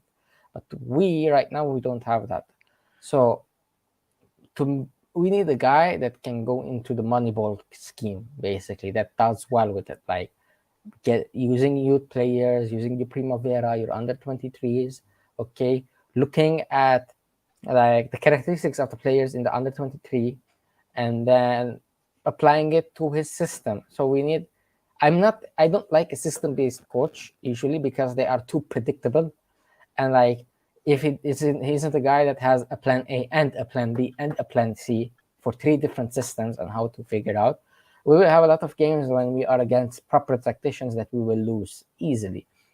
But these systems usually would help the younger players develop faster because it would be a rhythm basically for them to grow on. And they succeed by doing that, the rhythm and the steps. No, Spalletti is that type of coach because he is like Yeah, he has his style. Everybody fits his style. He takes the characteristics he needs in style. For example, in my opinion, if Spalletti comes, Artur, we don't even to loan him out because Artur, for the register role, does whatever he wants exactly to the T. The only problem, and also Rovella, okay. But the only problem with Artur and also a bit of Rovella is both are extremely injury prone. Both are extremely injury. But what does Paletti have that is also a major bonus that I also follow on each coach? The physical trainer he chooses is super good.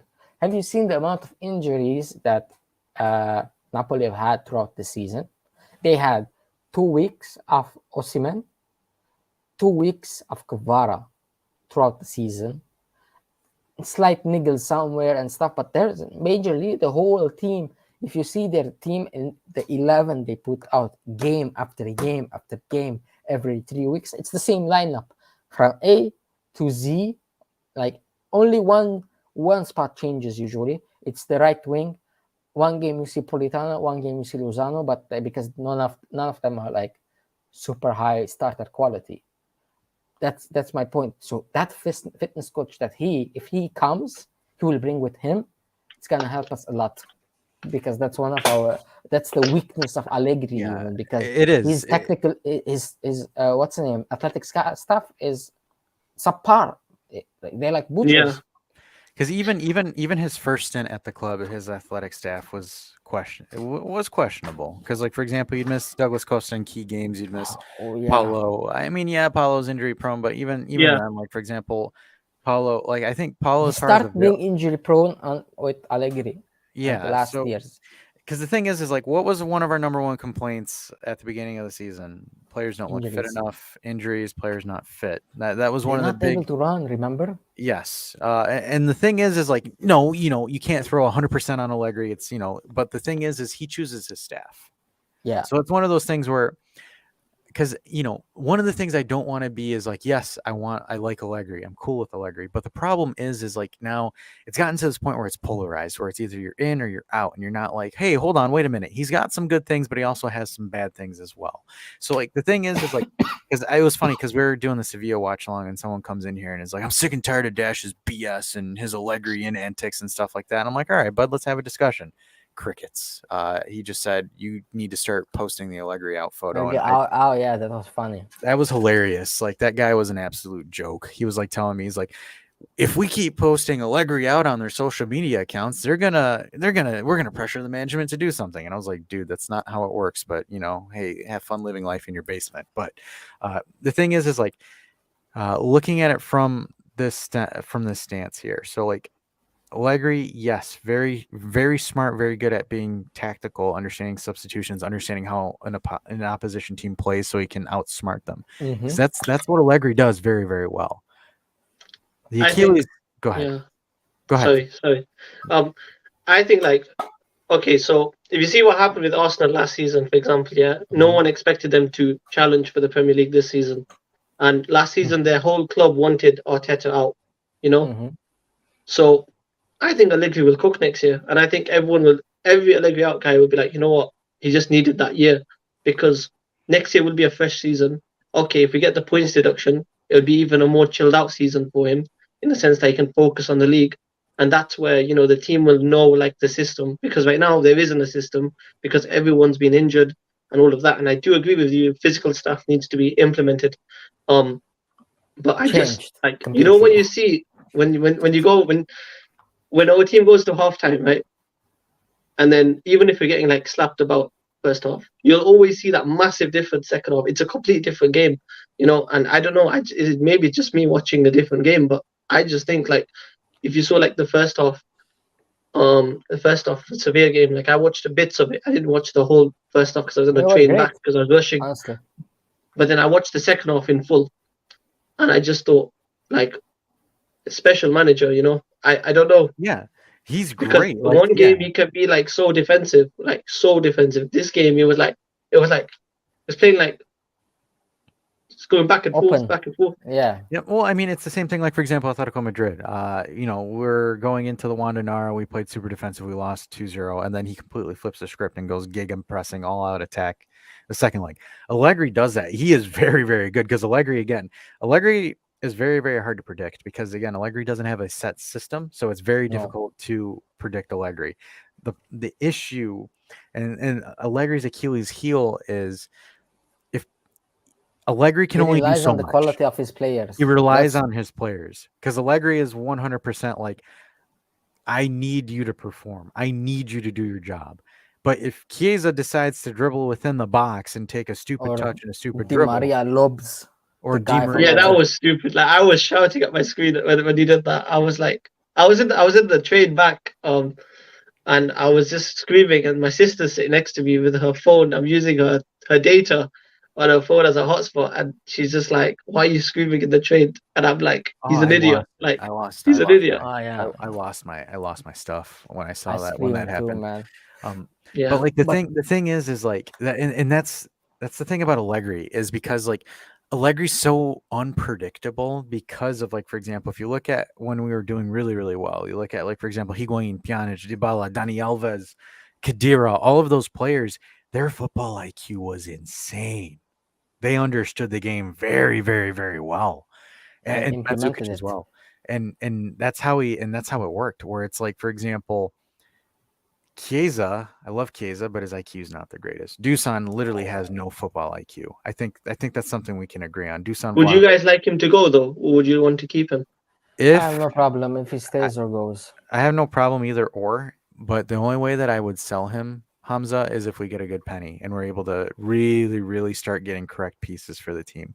Because the thing is like right now, what's like what's the point of having someone with Dusan's qualities if he's not finishing consistently? Because like the thing is like part Or of is me is helping like, the build up. yeah, or helping with the buildup. Because like the one thing that I always thought was interesting was as a striker that I think would really help this team at the time is 2000, I believe it's 2017, 2018, Mario Icardi. That guy could Oh make a yeah, chance. That guy could make a chance out of anything. And that's the thing too. It's like that's the difference between a lethal striker and Dusan. Where Mario Icardi, like those Inter teams prior to oh Spalletti shit. were garbage, but he was still banging 2021 goals because he was able to finish in the box, be lethal in the box. For me, Dusan doesn't know where he is half the time he's in the box, and that's my issue with Dusan is like He's this 23, dude's a, and so I know that's not an excuse, yeah, but I think 22 or Yeah, with 23. but Icardi 23. was young at that time too, but he just knew where to be because Yeah, ever his since positioning yeah was excellent. But the thing with Icardi, the main flaw was he was non-existent in the build-up, which was a major issue in the future, except especially with Antonio Conte. Also the off the field, yeah antics. But he didn't do build-up. He was a great finisher and the poacher. Like Dushan has some of the qualities, but still is not complete. Like you look at his positioning most of the time, it's terrible. Like that goal we scored, we were lucky that we scored because their defense botched it. Honestly, yeah. Like if you see the goal, like the ball was on his it just was passed thigh. on It his was, knee and stuff, and he doesn't know what to do with the ball, and then it came to Dushan. If it was somebody with some capabilities, the ball wouldn't arrive. Then he did a great finish. yeah, great finish. It's his trademark, though. It's like if the keeper Chipping. did his research, he'd know that he's gonna try to love him. Like that's what he does. If He you yeah, chips the Yeah, go but ahead, my go ahead. point is, but as a pure finisher, he still needs a lot of work. He does. And you know what Spalletti excels in most of the time in improvement is his forward line. Icardi had major numbers under Spallettone. Okay, he excelled the most in his system because he makes strikers very, very, very good. But let's see if he can do it with Dushan too. Now, you were talking about De Zerbi and Spalletti and Italiano. My thing is, if Giuntoli comes, I don't mind if we get Italiano or De Zerbi. I know the flaws of it. I know what I'm getting, but I won't be judging him on his defensive metrics because, the end of the day, he is not that coach. I will be judging him on the possession, on his attempt, on his goals scored, because that's the most important thing, scoring the goals, how much goals we scored, and like the attacking metrics, because that's how I judge that type of coach, and also their youth development, because getting an Italiano and not forcing him to bring up a Yildiz or a Houston, what's the point of getting an Italiano? Spain same can be spelled Spalletti.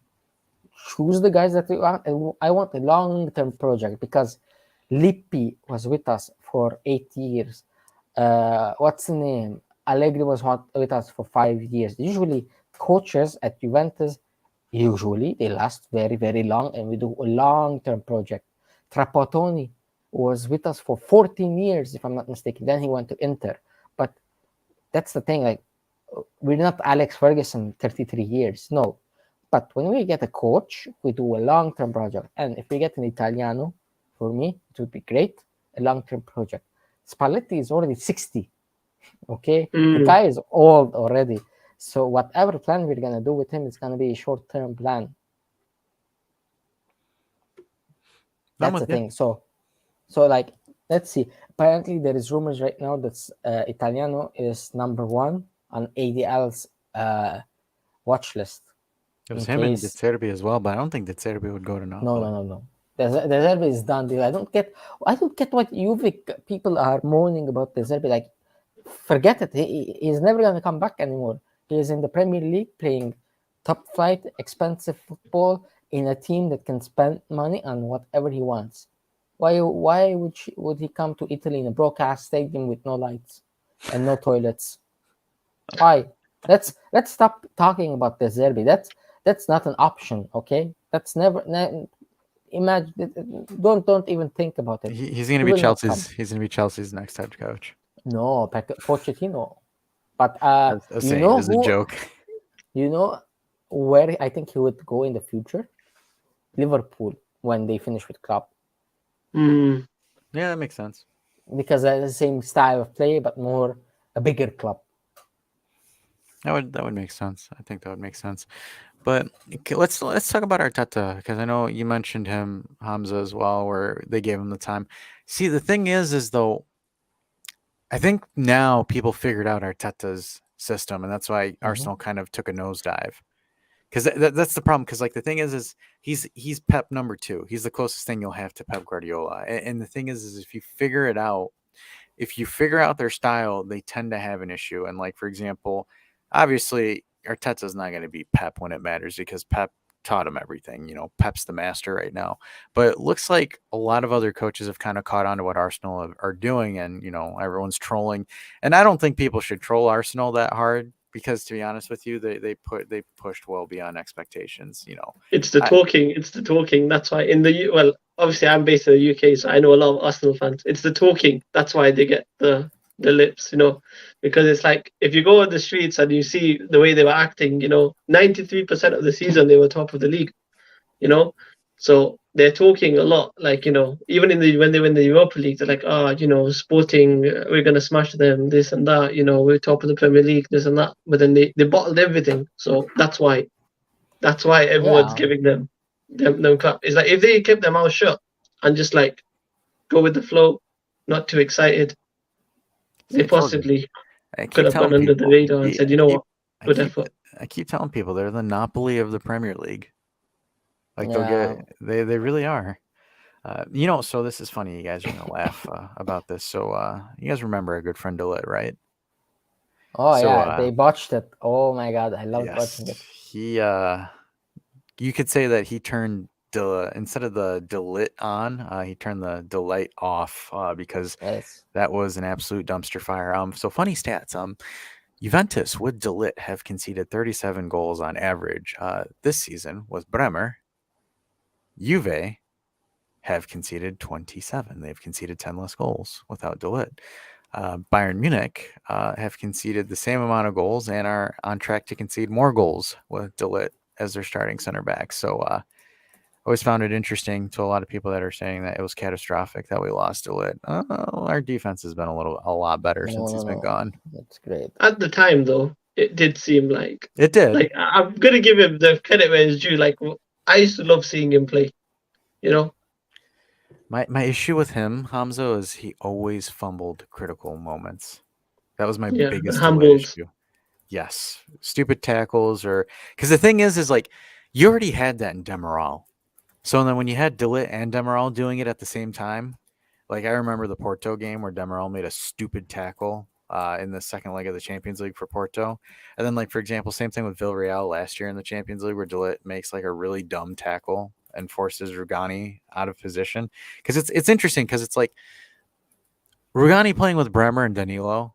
Rugani's looked the best he's ever looked. Where it's like, for example, when he plays next to Bonucci, Delit, or Demiral, you're like, oh crap. So it's like it totally shows. Like for example, Rugani plays as well as the center backs around him, and this season I think Rugani's been incredible. Outside of again, he's being overpaid for being a fifth option, yeah, but like I don't know. I think in my opinion, with the players that we got in, I think we won the Delit sale easily, easily. Yeah, even Gatti stepped up. Yeah, even Federico Gatti's gotten better. So I came on the show a while ago, and this is when Gatti was like, PSG. After that, he messed up like 1-2 games afterwards, and he got dropped by Allegri. And I'm like, he's done. And I owe him an apology. Like I did that. We That did. Fino I did. Alafine apology I did. note on Twitter. I filled that in. Yeah, Tick the my name. That's the AJCs. I love them. Oh my Yeah, god. I filled in the apology form for Gatti because that's the one player that I said like he's just not good enough. But, So I was yeah, wrong.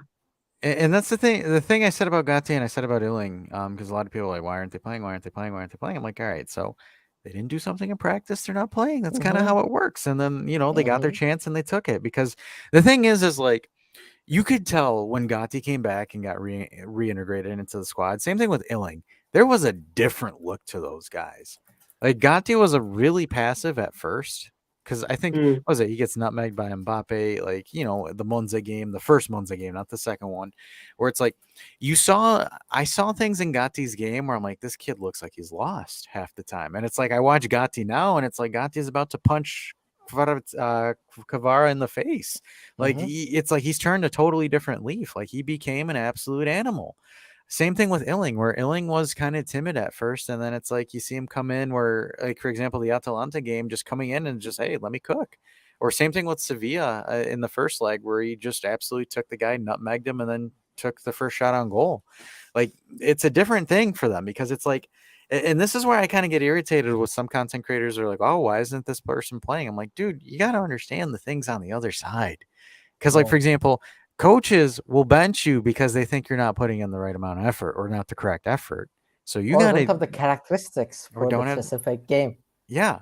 So it's like, and it was funny because someone was telling me, well, why did Gatti not get started, but Alexandro got started for Bonucci and all them and blah, blah, blah. I'm like, guys, Gatti plays right center back. Danilo is the right center back. So unless Alexandro gets benched, Gatti's not taking Alexander Danilo's spot. starting. He's not Yeah. taking Danilo's starting spot, or he's not taking Alexandro's starting spot. So it's like things like that where you got to look at it. Like for example, same thing with Kostic when Kostic was on fire.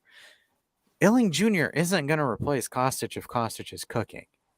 Mm. It's one of those things where you got to look at it and it's like, yes, now Kostic's form is dipped. Illing's gotten his chances.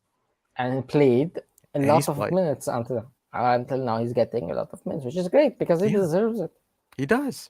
So it's things like that where it's like we need to take things into perspective instead of just coming in and just, exploding all over the place. And this is one of the things that ironically it's our colors, but we have to stop looking at things black and white. Yeah. We There's need to nothing. like as Star Wars would say, only a Sith looks at things in absolutes. Like we can't do that. And that's what irritates me because it's like you can't, like for example, the conversation that we're having here, you don't see this at a lot of other content creators. They won't do it. They'll bring in their friend that talks the same ideas and it's just a bunch of people that agree on things. Where it's like, for example, Yeah. all three of us want Juventus to succeed. That is Yeah. our end goal. Whether Yeah. like for example, say that I'm a Spalletti person, Hamza's an Allegri Allegri. person, and then for example, Misaka is an Italiano person. Just Let's hypothetically, I'm say, not saying that okay. you are.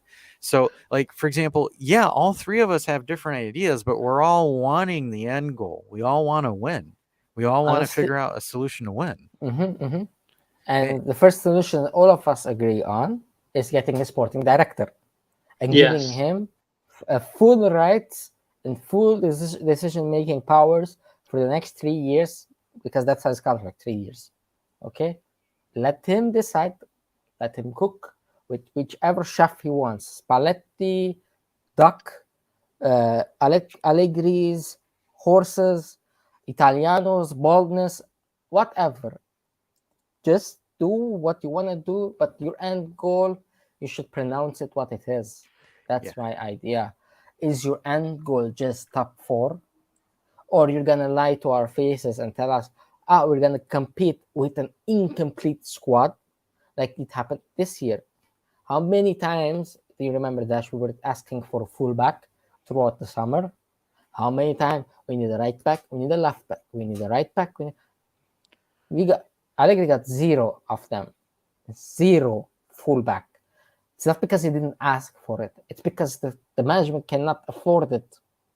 So Now that Gintolo is coming and he specializes in cheap wages, cheap players that suit what the manager wants. Okay, so let's let him cook and do what he wants. And I think step 2 that we can all agree on is our players need to perform better. Oh Players yeah, that we have. I think that's one of the one things I think we can all sit here and agree on. Like, if I don't understand the people that are blaming Allegri for poor I get- performances. Like, it's come on, like it's some of these 50-50. it is, but at the same time, you're professional players. Like I've never, when I was younger, if your coach tells you do better, you do better. Do better. You don't sit there and say, Allegri told me to like, for example, let's put in Chiesa or Dusan's perspective. Allegri told me to do better. Like, come on, man. Like, when I see reports of the locker room disagrees with Allegri or doesn't understand this, it's like, come on, you're a paid professional. Like, come on. Like, for example, Chiesa. I love Chiesa, and I don't think people should hark on him. But like, for example, in what mind, especially him not being confident in his knee, decides to dribble in the middle of the box I into got over traffic? that touch already.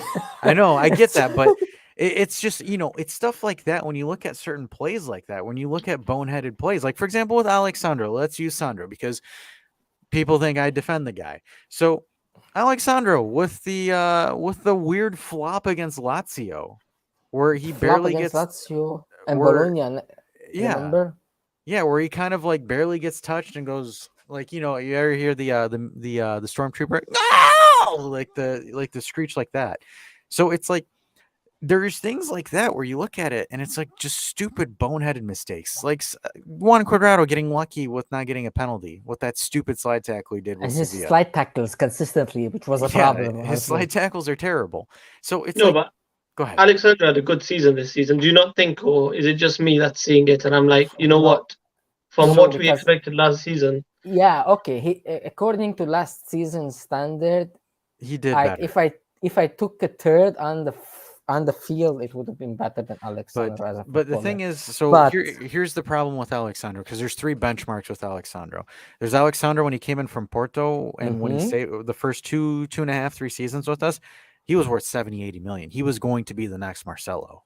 Where it's just like mhm, he kind of took a huge nosedive and hit rock bottom post Pirlo.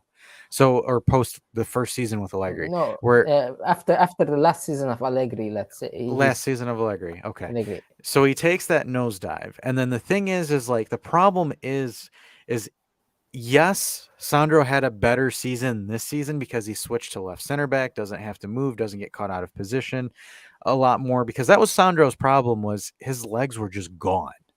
As like just an That injury, isolated, yeah, as an isolated left back, Sandro just had speed issues where you would see him chase the ball, chase the play numerous times. So when Allegri, and kudos to Allegri, he switched him in as a left center back so he doesn't have to move as much, doesn't have to cover as much space. He has Danilo and Bremer. He's done better. He has. yes. He's done better as a left center back. But like for example, if we're talking about it from a fiscal perspective, for 6 million a year, No, eh, no. that's the Because problem. no. That's the problem with him, Hamza, is at 4.5, 2 okay. million, 2 million is this is his worth in my opinion. Like But that kind of player, you know why? Still, his weakness aerially is exposed all the a time, lot. a lot. On the back post headers, they every time he's in the back post defending as a central defender, you cannot let somebody jump over you. But he is always weak there. Also, because he is a fullback turned into a center back, his ball playing capabilities should be a lot better than an average center back, a lot better than Bremer. Okay, he's a Yeah. bit better than Bremer, yeah. But if you remember the Sevilla game, first leg, how many times the ball he tries to push up and then he flops on the ground, he slips during the build up, during the crucial moment, and then Sevilla takes the ball for a counter attack. Those key stuff as a starter at a club like Juventus is Not unacceptable. good enough. No. Not good enough. Like next year, that's why I hope first let's get the what's the name, the proper director, then he sets the coach, then depending on the coach we would have what kind of system, what kind of formation he wants to play, what kind of characteristics he needs and stuff. Because Alexandro doesn't have, like, if we're gonna play a 3 center back system, let's say he brings Igor Tudor from Marseille, a 3 center back. Maximum we can get from Alexandro is as a bench left center back. We Yeah. need a starter quality there.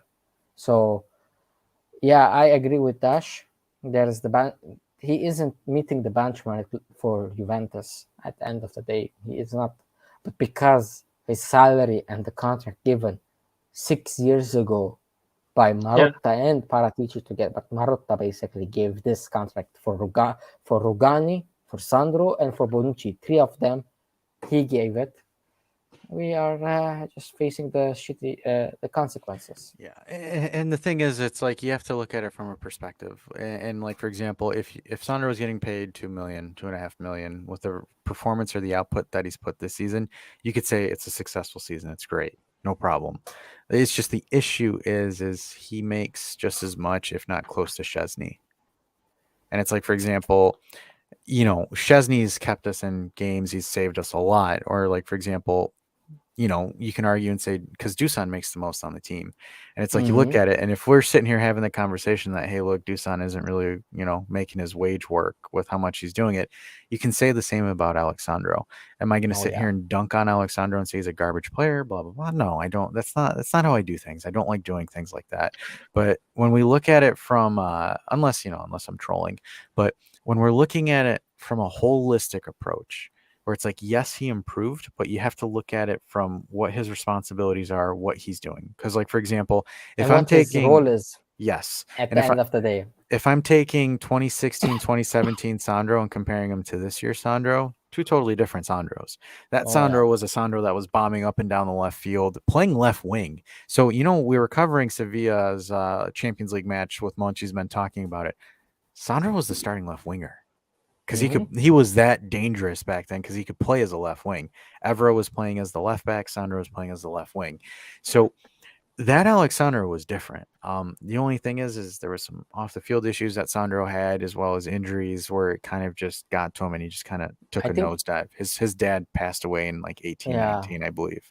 So it just kind of, snowballed and it just kind of took a thing. And, some players just kind of lose their mind for the game, and it's normal. He had the major hamstring injury. I remember, yes. like he had like 3 months, 4 months out, and that Allegri's last season. I remember he had major injury issues, and then after that, he was no longer the Alexandro that we knew. And ever since 1920, we've been rumored for a left back. We want a left back. It's been 2023 and still we haven't gotten it. Because looking at it from a kinesiologist or a sports medicine perspective, what muscle do you use to explode when you're using sprints? Your hamstrings. So if Sandro's hamstrings, got injured to a point where they aren't back to optimal positioning, he's not going to run as fast as he was. Because Sandro was quick back then, very, very fast, very fast on the dribble, could cut. Where it's like now, it's not as fast as he once was. He looks labored while he's running. He's like somebody is pulling him back while he's running at the same time. And like if you see him, it's like he is about to fall on the ground while he's running, which is kind of odd. With the ball, it's like he is, I don't know, it's like a penguin running. Honestly, on the pitch. Clumsy. No, but he does like, I saw, I can't remember which game it was, but it's like he does have some sort of like playmaker role, slightly. Not, when all is done, like no one's pushing forward, and we're just doing that defensive block type of that's the role of the build-up as a center back. If you're going to play a 3-man system, especially in 3-man system, your 2 center backs on the sides should be extremely good on the ball because that's where you initiate the plays from. But Sandro tries to do that, and then when he pushes up a bit close to the defender, for some reason he flops on the ground. He slips on the ground, which is, how can we build up if we're having our key first passer that's gonna break the line flopping on the ground? That's why I want Houston to start playing with the team. under 17. Now he's 18-year-old. Because on the ball, I have never like pick Bonucci is like him. Pick Bonucci on the ball. Defending, he has issues because he's still very young. But the guy passes with both feet accurately in a way that I haven't seen in a very, very, very, very long time. Short and long. So yeah, have you watched him dash at all? Mhm.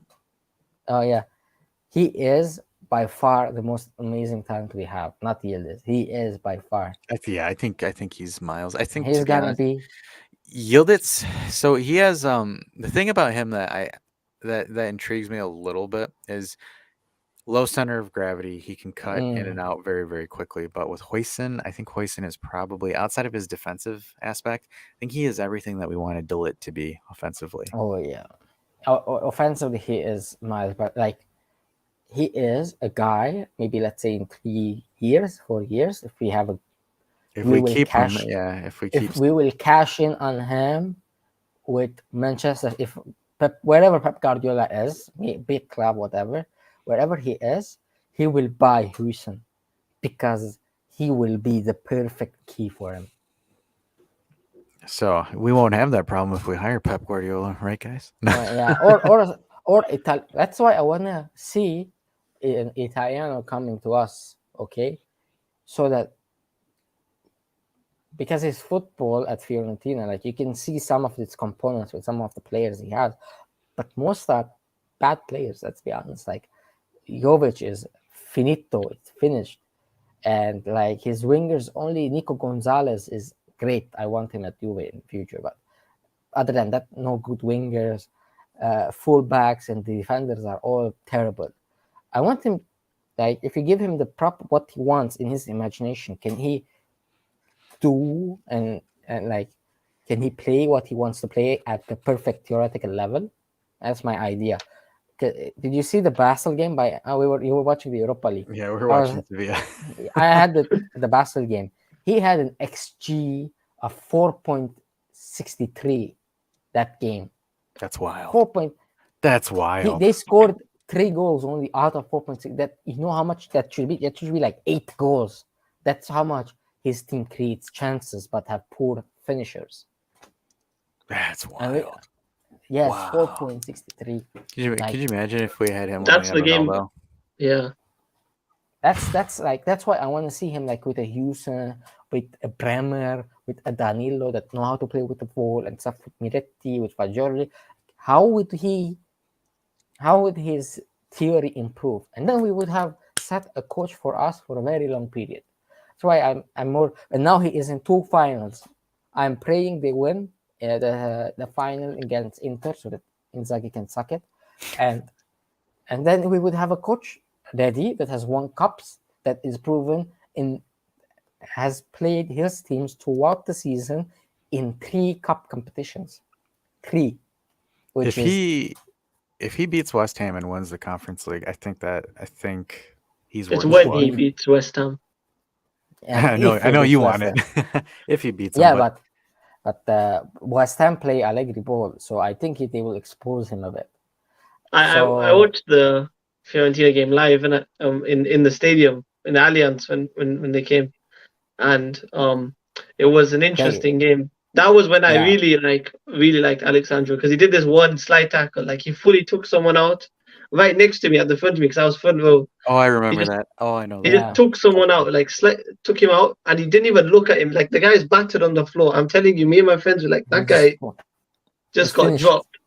And Alexandro just walked off and did not care one bit. That's when I'm like, okay, Alexandro. Sandro is purely professional. But I know we're getting back to. I don't want to bring that back, but yeah, no, I watched the Fiorentina game, and these guys, it's very like unorthodox football, and like it was like I didn't expect it to be the way it was. They scored a goal as well, but it got disallowed. I didn't understand how it got disallowed, but it got disallowed somehow. We scored a goal, it got disallowed. The Vlahovic one, Vlahovic was onside. I'm telling you, I did the eye test. It was onside. I don't care what Paul say. I was there. I saw it. I went crazy. But I think I won't mind him as a manager because But you know what the thing is? I don't want to lose like the identity of like a strong defense. Because if you go like Oh, proper attacking, our identity is that we've got strong defenders. We're always strong defensively. So the risk of going like so attacking is that we yeah, lose our I identity, innit? understand. But the thing is, if you can execute a proper possession, your defense would be solid, because if you can maintain possession correctly and not be a hot potato on the ball, nobody can take the ball from you. Nobody can score on you at the end of the day. That's why, for me, like a non-Italian coach, if we're gonna go non-Italian and proven, for me, Luis Enrique, with his track record of what he does, would be like the perfect on the spot coach, in my opinion.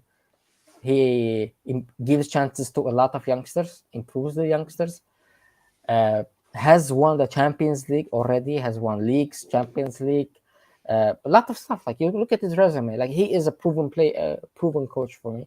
That's why I would like him. Or Julian Nagelsmann, my Oh other yeah. favorite. He's I didn't free. like what you were saying about Juventus though when he was at Bayern Munich. I didn't like. What I think the training, no, but he was, at the end of the day, he was correct. Look at the guys; they failed in even running for 90 minutes. Anyway, I have to Yeah, I was leave gonna say, because let's get some final thoughts in. We've been going for 2 hours, so if you guys have any final thoughts, say them now or forever hold your peace. All right, my take. Go ahead. my take is that not everything is doom and gloom. Okay, not everything is doom and gloom. Juve has one of the best youth products, youth coming in through. We just have to manage a bit and get the right structure, and everything will be a-okay. Awesome, Hamza. You got any final thoughts before we sign this bad boy off? Yes. I'm not gonna be like Allegrian, but Allegrian. I'm big Allegri fan. I think the hate needs to stop. You know, respect with the manager. He's a great manager, and I think next season, if he stays, he'll cook, and you can bring this dream back, and you'll say, you know what, he was right. Awesome, awesome. So I am gonna do the outro music and sign us off. Oh, do the fancy YouTube stuff. All right, Sam saying thanks, guys. Great show. Thanks everybody for tuning in to another episode of the Call-In Show. I don't know why I have the music volume so high up, because you guys won't be able to hear me, which is totally fine. But anyways, guys, thanks for tuning in. We're officially on the verge of becoming a big boy channel. We're just waiting for YouTube to give us the thumbs up. So again, guys, continue to like the video, subscribe, tell your friends to subscribe as I blow over my lips there. Also check Yeah. out some videos as well. Go ahead and check my dash cam video out, episode 2. Lots of nutmegs. Plenty of nutmegs. You can make some really cool stuff for Christmas with the amount of nutmegs I put in there. But big thanks to my good friend Misak for always tuning in on Saturdays with us, and as well as Hamza for making his first cameo appearance in a very long time. But on that note, guys, we'll see you on the next one. Fino alla fine, boys. Adios, amigos.